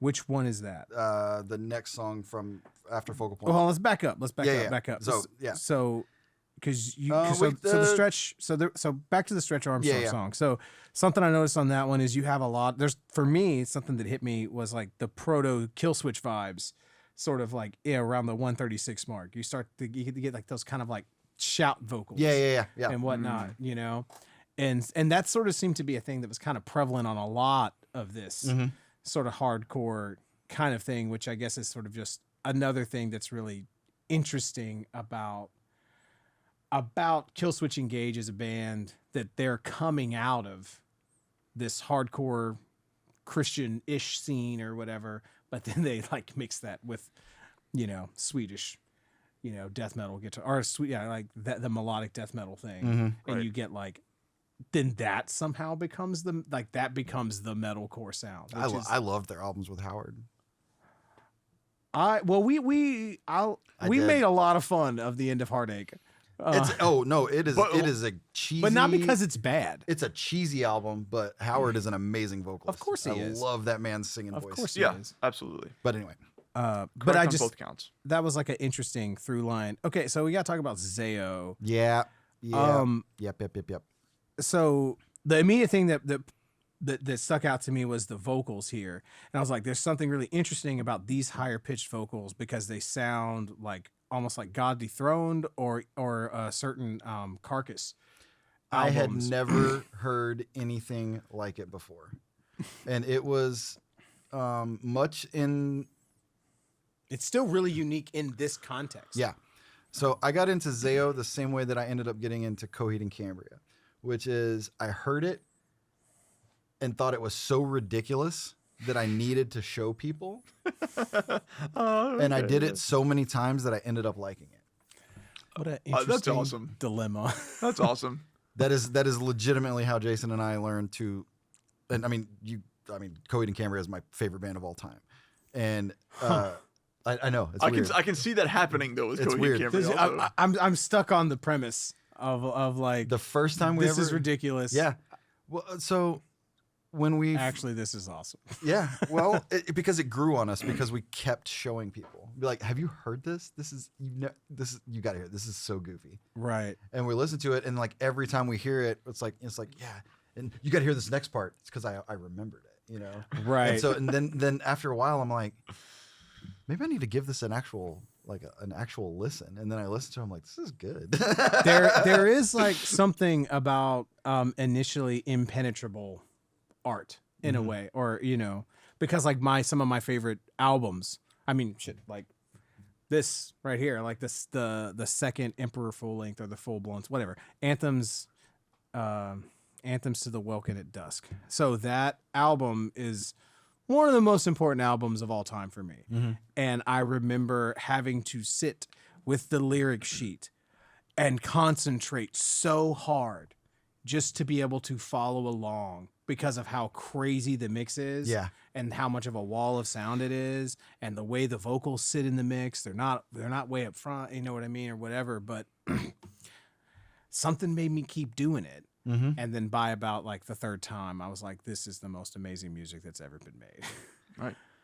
I mean, similarly, that's how it was for me with Meshuggah when I discovered Meshuggah stuff, because I discovered them through, like I said, Guitar World articles where Frederick Thorndahl and Martin Hagstrom would tab out some of their riffs in Guitar World. So I learned like the Gods of Rapture riff, but I learned it at like half of the speed that they play it at. And so I just learned the notes, which was, it came to be the thing that I did sound checks for at all of our shows. Yeah. But like up to speed actually. But like when I first learned it, I learned it very slowly. And I was like, this is a weird sounding riff. And then I eventually bought Contradictions Collapse, None, the EP, and heard the actual song. And it was way the fuck faster and way more intense. You learned it before you'd ever heard it. Before I had ever heard it. Wow. Yeah. So when I actually heard it, I was like, holy shit. Yeah. And so you're already invested at that point. So that was the kind of thing where I was like, this is ridiculous. I have to keep playing this and then take it to my band and right. You know? I do. That is like it's such a fascinating thing how, you know, genres of music evolve, because no one knew that Meshuggah was going to like spawn a whole genre, Yeah. and that Meshuggah would be so, it's, you know, this like archetype of relevance, you know what I mean, right. here 20 years later, 25 years later or whatever. Well, hell, dude. I mean, do you remember what was a couple years ago? I texted you and I said, I hey, do. I said, hey, I've never been able to get into Meshuggah. Help me. And he said, listen to Bleed. I did not say that. You said no. It was listen to that album. I said listen to Chaos Sphere. I thought you told me to listen to that album. Could have been Obs in. I said to listen to. I was like, listen to Because I did New whatever- Millennium Cyanide. I did Christ. whatever it was. I did listen to whatever it was you told me to listen No, to. I said listen to New Millennium Cyanide Christ. I was like, I might have said maybe listen to Bleed, but I was like, listen to New Millennium Cyanide Christ and listen to the album Chaos Sphere. Okay, fair enough. and- Well, and- either way, I did it. Yeah. And I remember because I tell you, I was like, okay, hey, I get it. Yeah. Yeah. And then it was really cool because we hadn't talked in years. So Maybe we had maybe it was just that later on I listened to Bleed and it just and I found and it. then it clicked. I think I found it. I think I found Bleed organically, not knowing that it was the thing, you know. And I was like, and then I listened to it. I was like, wait a minute, is this that thing that Bill Burr had that bit about? Yes, it definitely was is. actually. Yeah, Yeah. that's what it was. Yeah, yeah, you're right, you're right. because Bleed is, I mean, like anyone can fucking listen to Bleed and be like, oh, okay, cool, I get it, that's cool, or whatever. But That's the one Meshuggah track that you can point to and go, holy fuck, look at this. Yeah. yeah, but I don't know if you're like, there's something that, God damn it,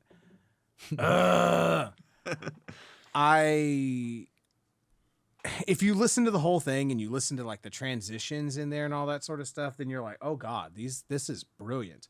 But if you're just listening to that main riff, I could see how someone could kind of get and that's all they've ever heard is like, oh, this is novel and kind of like a trick. Well, yeah, you because know. anytime that I ever tried to listen to Meshuggah before that, I was just like, it just sounds like rhythm practice because I didn't listen to it. Mm-hmm. Right. And I heard it, but I didn't listen to it. the thing Yeah. about like, Whereas like- with that song, like the speed and the consistency is a spectacle. yes, Right. Yeah. And but to me, to really understand, the best way to understand Meshuggah's Meshugganess to me is the song New Millennium Cyanide Christ.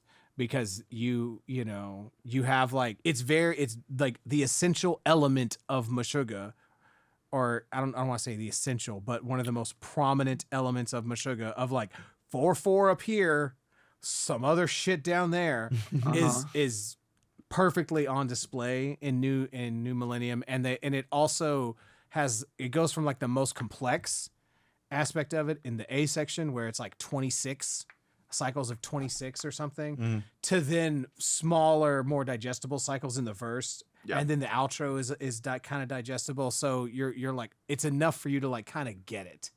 Do you know what I mean? Like, oh, okay. That's why I always. Have you seen the video for it? For that song? Yes. I don't think so. Okay. It's just them in their RV on tour, like while they're going down the road, lip syncing to their own song, and headbanging to it. Like I love it. It's Yeah, the best. like it's Thomas the best is like- video I've ever seen. Oh, wait. Yes. I have. I Jens is absolutely like have seen singing that, into yes. a pin. Yes, I Yeah. have absolutely seen that video. It's yes. the best video I've ever Yeah. seen. easily. So, but yeah, Meshuggah is another one of those sort of like, or is often a band that you got to do a little work, Yeah. to get into and whatnot. But so that's fascinating that's how Zayo functioned for you. Right, That right, you're like, you're like, that's insane. Hey, check this out. Yeah. And then I remember you showing me. You definitely showed me some, and I definitely hated it in high school. I think I probably did too. It was like 11th or 12th grade or something like that. it was probably 12th grade because that's when we were actually buying albums. Oh, it would have had to have been 11th because you were still in school. So, or when you were in 12th grade. Yeah, that's what I meant. Yeah, exactly. But I don't know. I got into a car with you at some point. I don't know whose fucking car it was, but you were like, check out this Zayo CD, and you put it in, just blasted it for me, and I was like, I don't fucking understand this. It Really. was almost certainly Liberate because I'm pretty sure that's the only Zayo CD that I ever actually owned at the time. It was a physical CD. Yeah. Yeah. So okay. What's funny about that time period is because like I remember, like, I have this vague memory of, because there was always like, oh yeah, that shit that CJ and them are into. That was kind of like, And that's fair to a point. I mean, it really is. to be honest, I was like, it's kind of like, I was like, what the fuck is this shit? one of those fucking guys that shit that they're into, and like, but then I remember years later, I remember like buying. I mean, it's in the next playlist, but it's in whatever. I was listening to it today, made me think about it. But I remember going to Best Buy and I bought like Calculating Infinity. And I listened to it like, and I was thinking about y'all because I was like, I know that they're into this, and I bought it, and I was like, man, those guys are onto something. Because I became obsessed with that record, and I couldn't stop listening to it. What's funny is you mentioned earlier about listening to something and then being like, I'm not ready for this, and turning it off. Chaos Sphere. Yeah. Calculating Infinity was that way for me. Yeah. Brennan heard about it and he showed it to us, and I was like, I don't understand what this is. Please turn it off. That's yeah, what it was like literally, I first time said that. heard I was it, like, too. I can't do this. That's an appropriate reaction to that record, you know. Yeah. And then, And now it makes perfect sense to me. Oh, It's nothing, but yeah, I mean, now it's like part of like my dad driving music, you know. Get a servant, eat shit, you know. But I guess like I'm mentioning that to like, I did eventually come around, Yeah. even though you were off in the Air Force and I couldn't tell you about it. Oh. I did eventually come around, but at the time in high school, it was always, God damn it, man, it was so needlessly competitive, and I'm very It really irritated about it because oh my god, I think that part of the reason that it was that way was definitely bullshit that we had, Yeah. but also some bullshit that other unnamed people had. That like proliferated that attitude of it being like hyper competitive and shit like that. There were many times where it came up where it was like, what are we going to do? Listen to fucking Zayo or some shit like that. Like, it became like a weird punchline. But Yeah, I mean, yeah. But a lot of the stuff that you guys were into, we made fun of it too. Sure. Right, you know? Yeah, exactly. Right. Yeah. You know, you gotta wear masks. You know, well, we have a trash can. Yeah, no, we made fun of Slipknot hardcore before I ever gave them a fair shake. If I didn't experience Slipknot live, if like my first experience of them wasn't like it like Chris Fenn spitting on me, then I might have felt that way too. I very clearly remember you telling me about seeing Slipknot live for the first time. We were in the, I don't remember where we were. We were at the high school though. But you told me that they said something about they wanted everybody to crouch down and jump up like you had Satan up your ass. Oh yeah, that was the second time. That was either at the Eyeball show or the Tattoo the Earth show. And Yeah. I remember feeling like there was a little bit of you telling me that because you were excited, but also a little bit of you telling me that to hopefully maybe offend me. That sounds right. I mean, I read it. It was very clear, you know, and because I remember just being like, whoa. Yeah. Because I mean, it wasn't a disingenuous whoa, but I was just like, I didn't really know how to take it, you know? Yeah, I was a real dick about like if you were waving that like Christian flag, there's a good chance at that time you were gonna catch some fucking shit from me. It's okay. I don't remember giving a lot of it to you, but there's some people I do remember being really mean about stuff too. That is the only memory like that I have, and so as far as I'm concerned, you either never did it or I could always tell it was lighthearted and never took offense to it. So yeah. But like there were other people that I would like grab their head and scream Marilyn Manson lyrics at them. Like Preacher's Sons, I would do this too. oh god. It's very, very not cool, Richard. Boy. It's very not. What lyrics? Anti-gay and anti-dope. Okay. All right. Okay. Yeah. You know, well, you probably don't know the next line, but you do. Yeah. I don't want to say it. I don't want to say it either, so I'm not going to. Okay. Yeah, Marilyn Manson was definitely. I bet that was way off limits. that was definitely off limits. I mean, going back, I mean, I enjoy it. You know, Antichrist Superstar is it's a great album. To me, it's still one of the best records. Yeah, it's a great album, and there's some really good songs on there. Yeah, you know? man. But I didn't go back. Bottomless pit comes the little horn. But I never listened to it. I remember really wanting to, like genuinely wanting to, and just couldn't do it. Just couldn't do it. Yeah, you know? yeah. That man, that's a special album for me. And so for what it's worth, coming back to this playlist, like I'm listening to the Zayo stuff, and I'm like, that's pretty fucking cool. Yeah, it's great, especially the last two tracks, especially the very last track. The last track is like those two songs. Some interesting shit. Well, that entire album is very, very important because this was the album. Yes, I remember this fucking cover actually. That album came out, and we read about it somewhere. And all we knew was that it was a concept album about like Dante's Inferno. Oh, rad.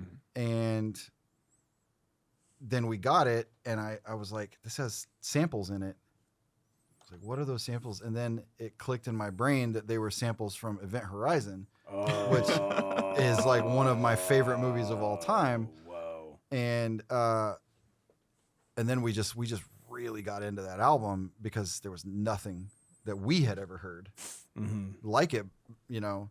Yeah. And like, I fell in love with Dan's vocals. And they became like our bucket list band to go see because they never fucking came here at the time. And then there were always rumors that, Zayo broke up. Oh no, here's a new album by them. Okay. You know, and I remember we drove up to Austin to see them for the first time. And it was just going to be like a there and back thing because it was like a middle of the day show. And it was them and Norma Jean, but when they were still called Ludacris before they changed their name. And a band called, what was it? Like Not Waving But Drowning, I think. Oh, God. I've heard that name. I know. And I knew that was a band. But it was also at a time that Dan, their vocalist, had left the band. And so we didn't know anything about this new guy. All we knew his name was Corey. And we're standing there, and it was at this really tiny venue in Austin. I cannot remember the name. I do remember Laura thinking their drummer Jesse was super hot from the album art. And then when she met him, oh no! Like, apparently, like, when they took the picture, he was like at the skinniest in his life, and he's normally like not in a. It's awful. Either way, he did not. He did not look the way that she was expecting him to look, Sure. And she did not want to talk to him. And so it's like, are you? I didn't. He's an asshole anyway. But, are you the new drummer?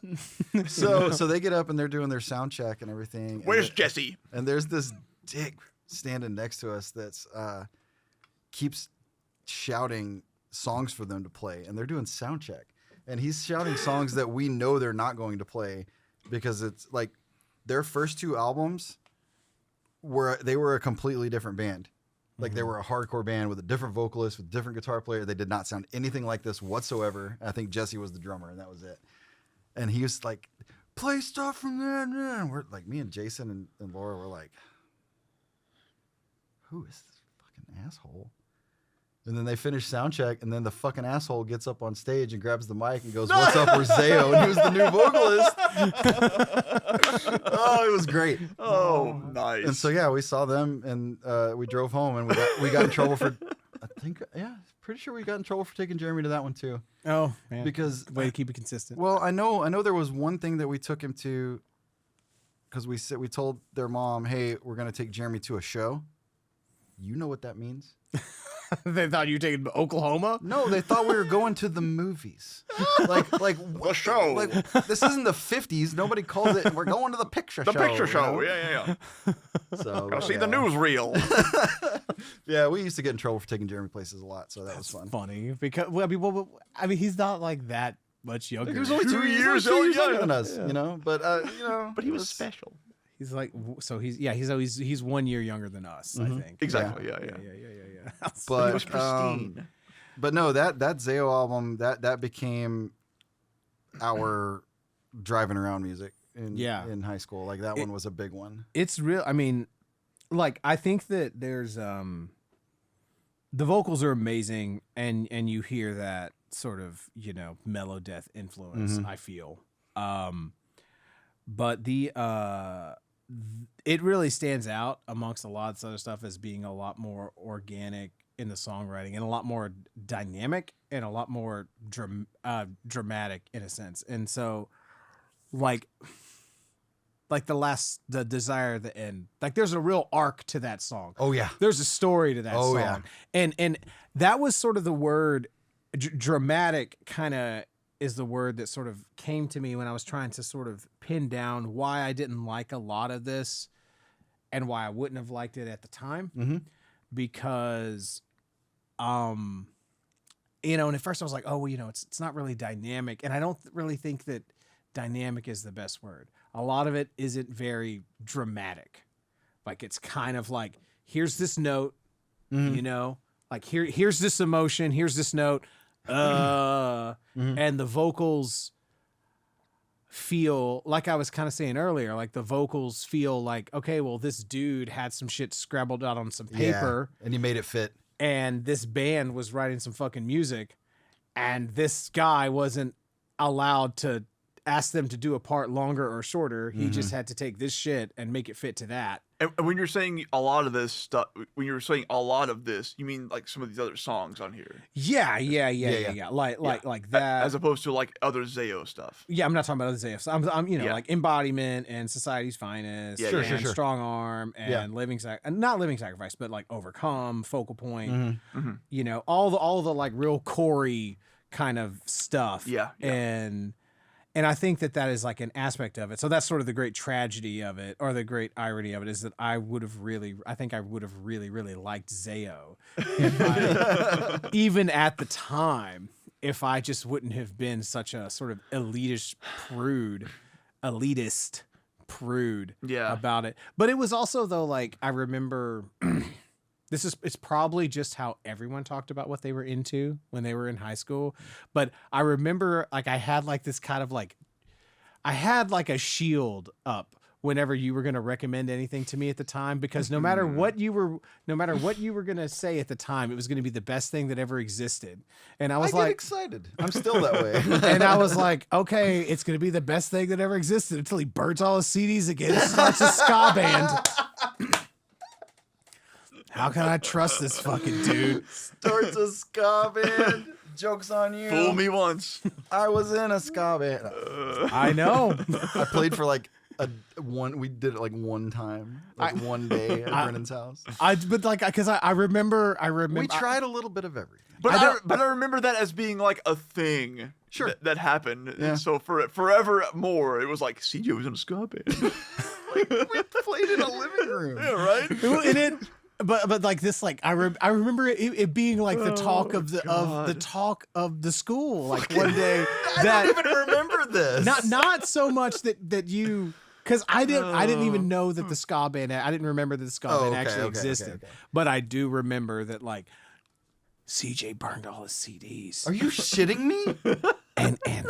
And he's stopped playing guitar and he's gonna start a ska band. Fucking what? Like something to this effect. Oh my god! He stopped playing guitar and he's gonna start a ska band. What's he gonna do in a ska band? He's gonna play saxophone. I already played the saxophone. Tenor sax specifically. Yeah. Wow. He's gonna play two at the same time. That's incredible. Like, I never knew that. Yeah, like it was gossip. Like that you That's weird, man. That's fucking weird. And you know what I mean? And so I don't know. I'm just connected loose pins on the fucking board here. But like maybe that's why I was like, okay. That's totally fair, dude. Oh, Mastodon's gonna be the next big thing? Whatever, ska boy. That was much later. But yeah. Also, yes. We'll get into that next time, I think. Oh shit, dude. Oh. Everything in my life just changed.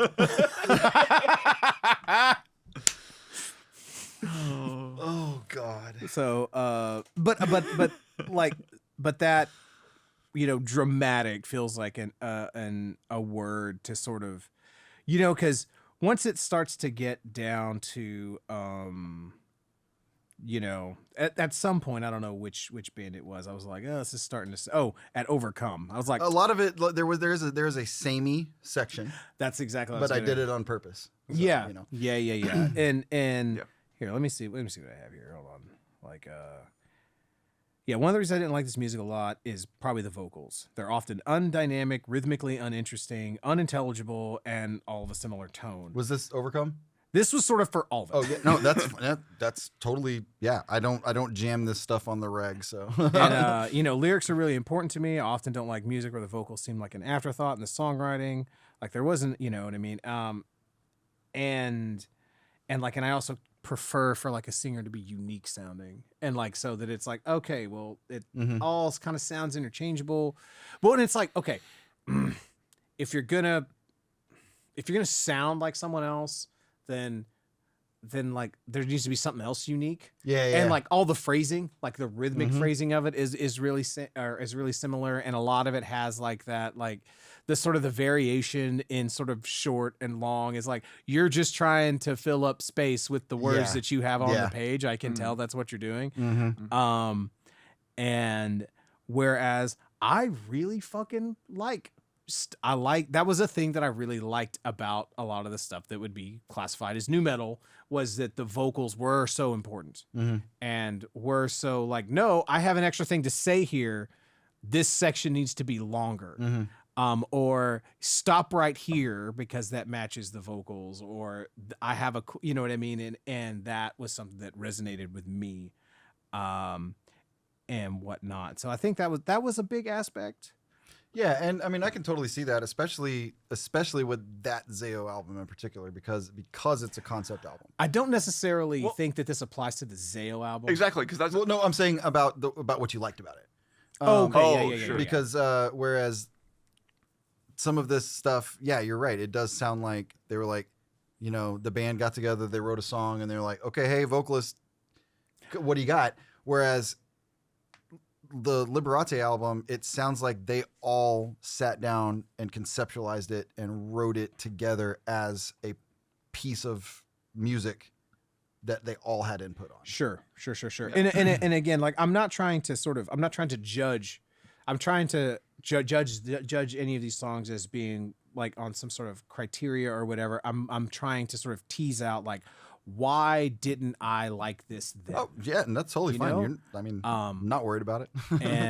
and so, because that's what I find so interesting and fascinating. Well, and another thing that I mentioned earlier is, I mean, I put some of these songs on here as sort of like a roadmap, where some of these bands, those are the only songs by that band that I know, but I know the fuck out of it, you know?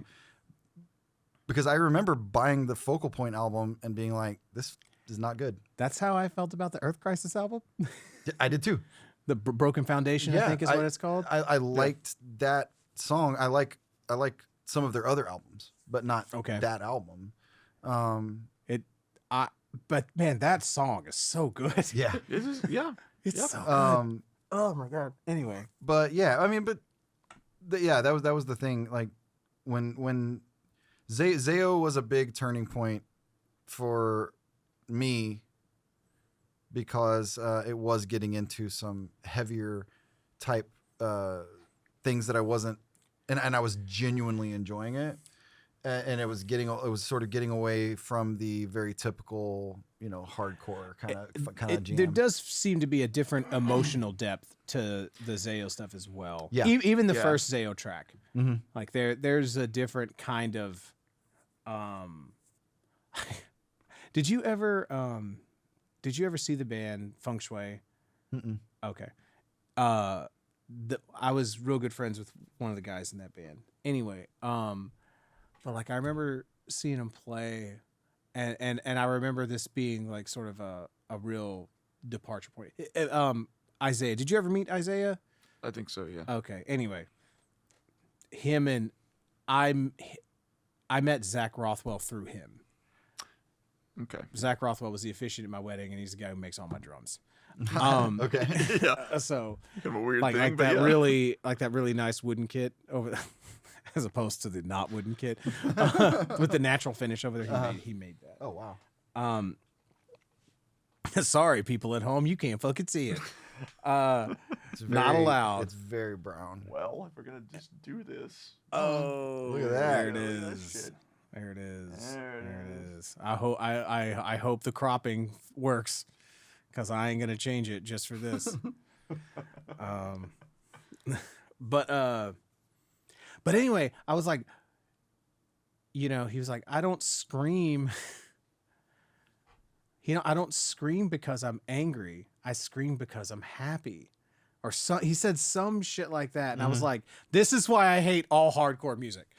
Like, this is why I hate all you fucking people. All this metalcore fucking bullshit. And it's like, I was like, I scream into this microphone because I think I'll die if I don't. Okay? I don't know what the fuck is wrong with. What the fuck do you mean you scream because you're like, I don't know, it's just fun to scream. I'm like, you need to die. Like, I mean, this guy was one of my best friends. Sure, okay? sure. We did a lot of music together later, but I remember how I felt when he describes, like, no, your screams must come from a place of deep trauma. right. And but yeah, like they're I guess maybe I just had the thought because I was talking about like, oh, Zayo had more emotional depth. Yeah. And not to imply that you can't, because you can't know that from listening to stuff like that. I just thought it was a funny thing that I'd heard. No, you're good. All right, so Living Sacrifice. We haven't talked about this song yet. So Living Sacrifice is like the Christian death metal band, or the Christian, not death metal, but metal band that everyone fucking knows. Yeah. And I always hated them because the way they were always pitched is like, no, man, dude, Living Sacrifice is heavier than Pantera. Living Sacrifice is the heaviest band ever. And they're Christian. And they would play me like this fucking sloppy shit. Like they can't even like, it's like, good dude, you guys can't even like get together. Like, like I could hear that y'all aren't playing together right now. And this is the best y'all could do. Come on. Come on. I know. I mean, I'm sure they're a good band. It's interesting. Like, but I was, because I think that's also just probably a reason for my aversion to a lot of this stuff is the way that it was pitched to me at the time that I would have heard it. You know what I mean? Because everyone who listens to Christian music has a fucking chip on their shoulder, which is they feel like they gotta like prove that it's just as good as secular music. Yep. It's just as whatever. No, man, it's just as heavy. It's just as fast. These vocals are crazier. And look how fast this Christian guy raps. I mean, whatever. Out of everything on here, I mean, at the time, Zayo was still, I guess, considered a Christian band. And probably Mortification. Those are probably the only two that really kind of would live up to that, in my opinion. I mean, maybe not the hardcore. I mean, the hardcore bands on here. I mean, they just sound like hardcore bands. But I think that if someone were to pitch Mortification to you that way, I think that would be pretty. If I was already listening to Suffocation, Malevolent Creation, and Morbid Angel, I'd be like, oh yeah, no, this is okay. This is fair. as good as that. Okay, I don't mean better, but I mean like as good as in the as good as definitely. Yeah. And that because all the stuff is great, and it's definitely as good. This is definitely as good as any. You can't really. I don't think you can make a secular counter. Like there's no like secular analog to Zayo. Zayo is unique. I feel. Yeah. But and I mean, and I don't remember you giving me that bullshit about Living Sacrifice specifically, but I do have memories of other Clearly people somebody did. later on. I have very specific memories. Yeah, because I mean, I never even owned a Living Sacrifice album, so I'd never owned that one. I think I might have owned the one that came after that. But there's also an interesting sort of like groove metal influence. Like maybe like Prong or maybe Helmet. I don't know enough about those, but there's like another like that like like there's a thing. I know what you there. mean. I know what you It's mean. a very yeah. prong or helmet thing to do. Yeah. Yeah. And it's not groove metal in the way that Pantera did it, Mhm. but there's a thing in there. Yeah, the Strongarm. I was like, wait a minute, aren't these guys already on? Oh, no, that was Stretch Armstrong. Yeah. Now, Strongarm was like the first time I'd ever heard. There was this surge of. It's not like an official term or anything, but it was like this emotional style hardcore. So there's like Strongarm did it. There's another band called like Hope's Fall that did that. I've heard of Hope's So have I. But it was just this Forgot about it was Hope's just kind of this like, instead of this beat down hardcore, it was it's I mean, without listening to it, it's hard, but This was one of my favorite tracks on here. yeah, it's a Strongarm is they're really, really good. I liked how intense it was. They went on to be something not. Oh God, who did they go to? It's an obvious I don't joke, remember. but please tell me they went on to be a ska band. No, like I mean, a few of these guys like Sorry. ended up doing stuff like Dashboard Confessional and stuff like Oh, that. sure, you know? yeah. But I can't remember. Well, I mean, that guy was in From Autumn to Ashes or whatever. Yeah, before. something like that. So I played Robert like some Dashboard Confessional one time in here, and I think there's still like a spot of vomit on the floor from. He threw up in his mouth a little. I mean, I'd heard him plenty times before, but it's just like, fuck, I don't need this. You I'm all right. don't need some Oh, screaming boy ballad about your hairs everywhere. Further Seems Forever is who they became. That's right. Yeah. So Yeah, that Strongarm became Further Seems Forever. So, Okay. but It's a good name at least. yeah. There's I that is- think Preparing for Utopia is a good name or too. training That's for it. Utopia. That's it. Training for Do you know who those guys are? No. They are the band Demon Hunter now, Oh, who I do not like that makes sense. whatsoever. A few people have tried to like get me into Demon Hunter. Can't do it. Just can't do it. And I hadn't found the thread. Training for Utopia. That's not even my favorite Training for Utopia song. It's just my favorite Training for Utopia song is only. It's not on streaming stuff. You can only listen to it on YouTube. It was on a split EP they did with Zayo. There you go. So it's called Police John, Police Red, and it's fucking crazy, and I love it. But yeah, they were pretty wild for us, noisy. Right. Yeah, I think that's pretty much. Yeah, I mean, we pretty much hit it. I think. So like we can unpack this later in the next one, I think, but because I think it'll be more appropriate. But this idea of like the metal aesthetic versus the hardcore or the punk aesthetic and where those lines draw, I have ideas on that. It would be really fun to unpack them with you. Yeah. And I think your next playlist where you have like Converge and Dillinger and all that When sort we of talk stuff. about Converge, that will be the time that we talk about the album that literally changed my life. So, because that is the one.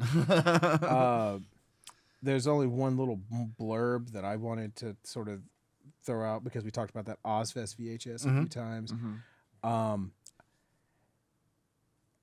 Something I think that is hilarious about that. So it was the lineup on the VHS is Cold Chamber, this band called Cellophane, which just did like some like indie rock song, which is real silly. And I remember just being like, "What?" All right. Yeah. Then Earth Crisis, Powerman 5000 when they were in their like very much their like rap rock Yeah. era, and then it is Neurosis, Biohazard, Fear Factory, Sepultura, Slayer, and Ozzy. How did I skip that? Because when it would get to the Neurosis song, we would make fun of it and we would talk about how stupid this band was. Ooh, wow. I mean, I had to have been part of that too. Well, I mean, you were like joining our band at the time. Yeah, so it was that's like, true. look at this or whatever. And like part of it was just that, like, these were just grown ass men playing emotional music that meant something to them. That was very there wasn't like a really a playing for the crowd aspect to it. Sure. And so it didn't play as well to our 12-year-old selves. And like the bassist, I remember like us making fun of the bassist dude the guy that does the low guttural vocals, because he would do this or something like while he sings. Just like made it funny. Power. like he did that, and we just because we were fucking because who else was in who we were playing music with at the time? Goddamn fucking Josh Baker. So if anyone did anything, they get made fun of, and the rest of us fell along for it. That's true. But nonetheless, I was listening to like that Neurosis album today. Yeah. Like on the road. It is amazing. And yeah. And I feel like so kind of, it's so funny that I, as a kid, looked at that and I was like, this is embarrassing and stupid. What a stupid thing. This is so stupid. Blah, blah, blah, blah, blah. And I almost feel like it was the intensity, because I didn't feel that way about Cellophane, because Cellophane wasn't so intense that I had to think something about it. Right. But Neurosis is so intense Yeah. that you have to make a fucking decision. Mm-hmm. And especially that song, because you have like the 3 vocalists going at the same time. Oh my God. It's one of the best pieces of music ever fucking made. That particular song. They're fucking incredible. They're so great. But I just wanted to mention that because how fucking silly we are when we're 12. Yep. You can always change your mind, right? Yeah. So True. you got anything, Rob? That's it. I think we hit everything on the list. Mm-hmm. Well, I appreciate you guys having me on. That was Got fantastic. to talk about some stuff I haven't ever thought about, actually. Yeah, man. So yeah, I guess Definitely some shit I haven't thought about in a long goddamn time. Yeah. Yeah, I'm excited. I'm excited to talk about the rest of it. Yeah. And one more blurb I want to mention because I was listening to the Korn stuff earlier. Yeah. I forgot. So like when you listen to that now, I don't feel like David Silveria gets in Silvera, whatever. Uh-huh. You know what I'm talking about. Which Korn stuff? It's like the first stuff, Uh-huh. like the first record. I don't think he gets enough credit for how fucking good the feel is on that record. He's a And groovy drummer. unique. Yeah. And it like, it's not, because it's aggressive, but his drumming's really laid back. Mm-hmm. And I just remember how it felt watching him play, and it was like, you know what I mean? Like it was elbow over your arm and shit like that. But it's like, there's such a deep pocket and it's so groovy and it has such a natural organic sound to it. It doesn't sound like it was done to a click track, but for it to still feel that fucking good is so impressive. And I don't think that he gets enough credit for their their early success.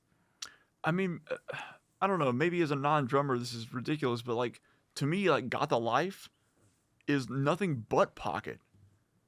To me, Got the Life is nothing but click track.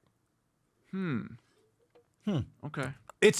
Hold on. Okay. It's a really, really well like composed drum part. And and the drums are perfect in that song. But like back. But that's why you think What do you mean? that's why they're perfect. No. When I say I don't mean like perfect in like a derogatory sense. I just mean like that they knew that song was going to be on the radio, and they're like, well, we need to make it like, it's gotta end the same tempo that it starts, guys. Sure, yeah. You know what I mean? And I like there's a lot more like when you listen to Blind, like listen to the verses of Blind, and to me there's a lot more breath in it, and listen to sort of like where the drums are kind of sitting. They're kind of behind the beat. They're kind of like they're just a little, whereas like on Got the Life, it's on the beat. It's Oh, definitely. But I think that's the point of it, though. of that song for sure. Like that's what that song needs. Well, Yeah. That's what I kind of wanted to bring up is like when that song came out, that was the first single off of Follow the Leader, and I think that came out before the album actually came out, if I remember. Yeah, yeah. I Probably. mean, yeah, because they were teasing the album with it. That's Yeah. how singles work. And it was, well, I mean, not always, but yes. But it was such a departure from what they had done before. Sure. That was kind of the point of what I was going to say. It was like disco in a weird way. It's definitely Yeah, disco. yeah. And it Whereas was, like Freak on a Leash was more Korn. yeah. 'Cause it had the weird. Most of the rest of that album felt like Korn, whereas Got the Life very much did not. Mm-hmm. But it was equally, to me, it was equally impactful for being like this weird,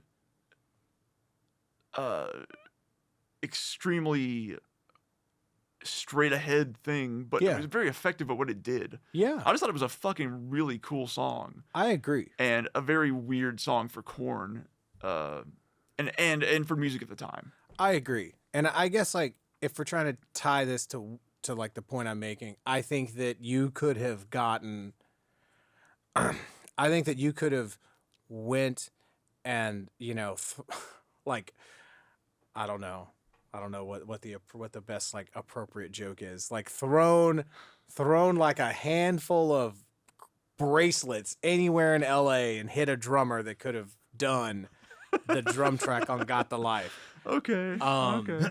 No one could have played drums. No one could have made the first Korn record sound the way it does except for David.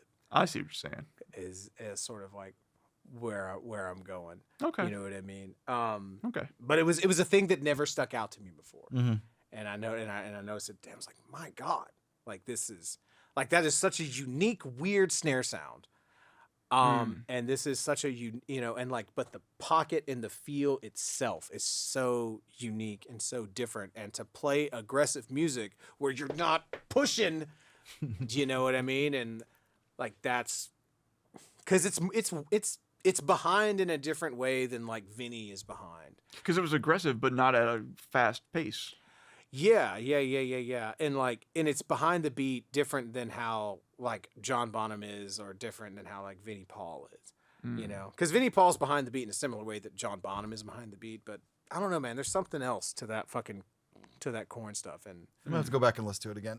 Yeah, with that in mind. Yeah. Like I know that there are rebels like, oh, we're just some fucking punk ass kids from Bakersfield. But I feel like that record is so well put together. I'm like, dude, one of y'all's moms was a fucking music teacher. Like y'all know like some of y'all know some shit that you're not letting on, you know what I mean? Unlike that's like a thing for us. Like all of us were in band for at least like I was in band for 4 years.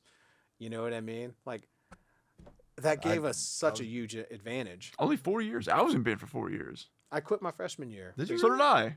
Yeah. Well, I quit because I had to choose between band or football. Oh, I just quit because I fucking was pissed. It was like, fuck Mr. Monroe. Not me, man. I was a fucking drum major and everything. Oh, yeah.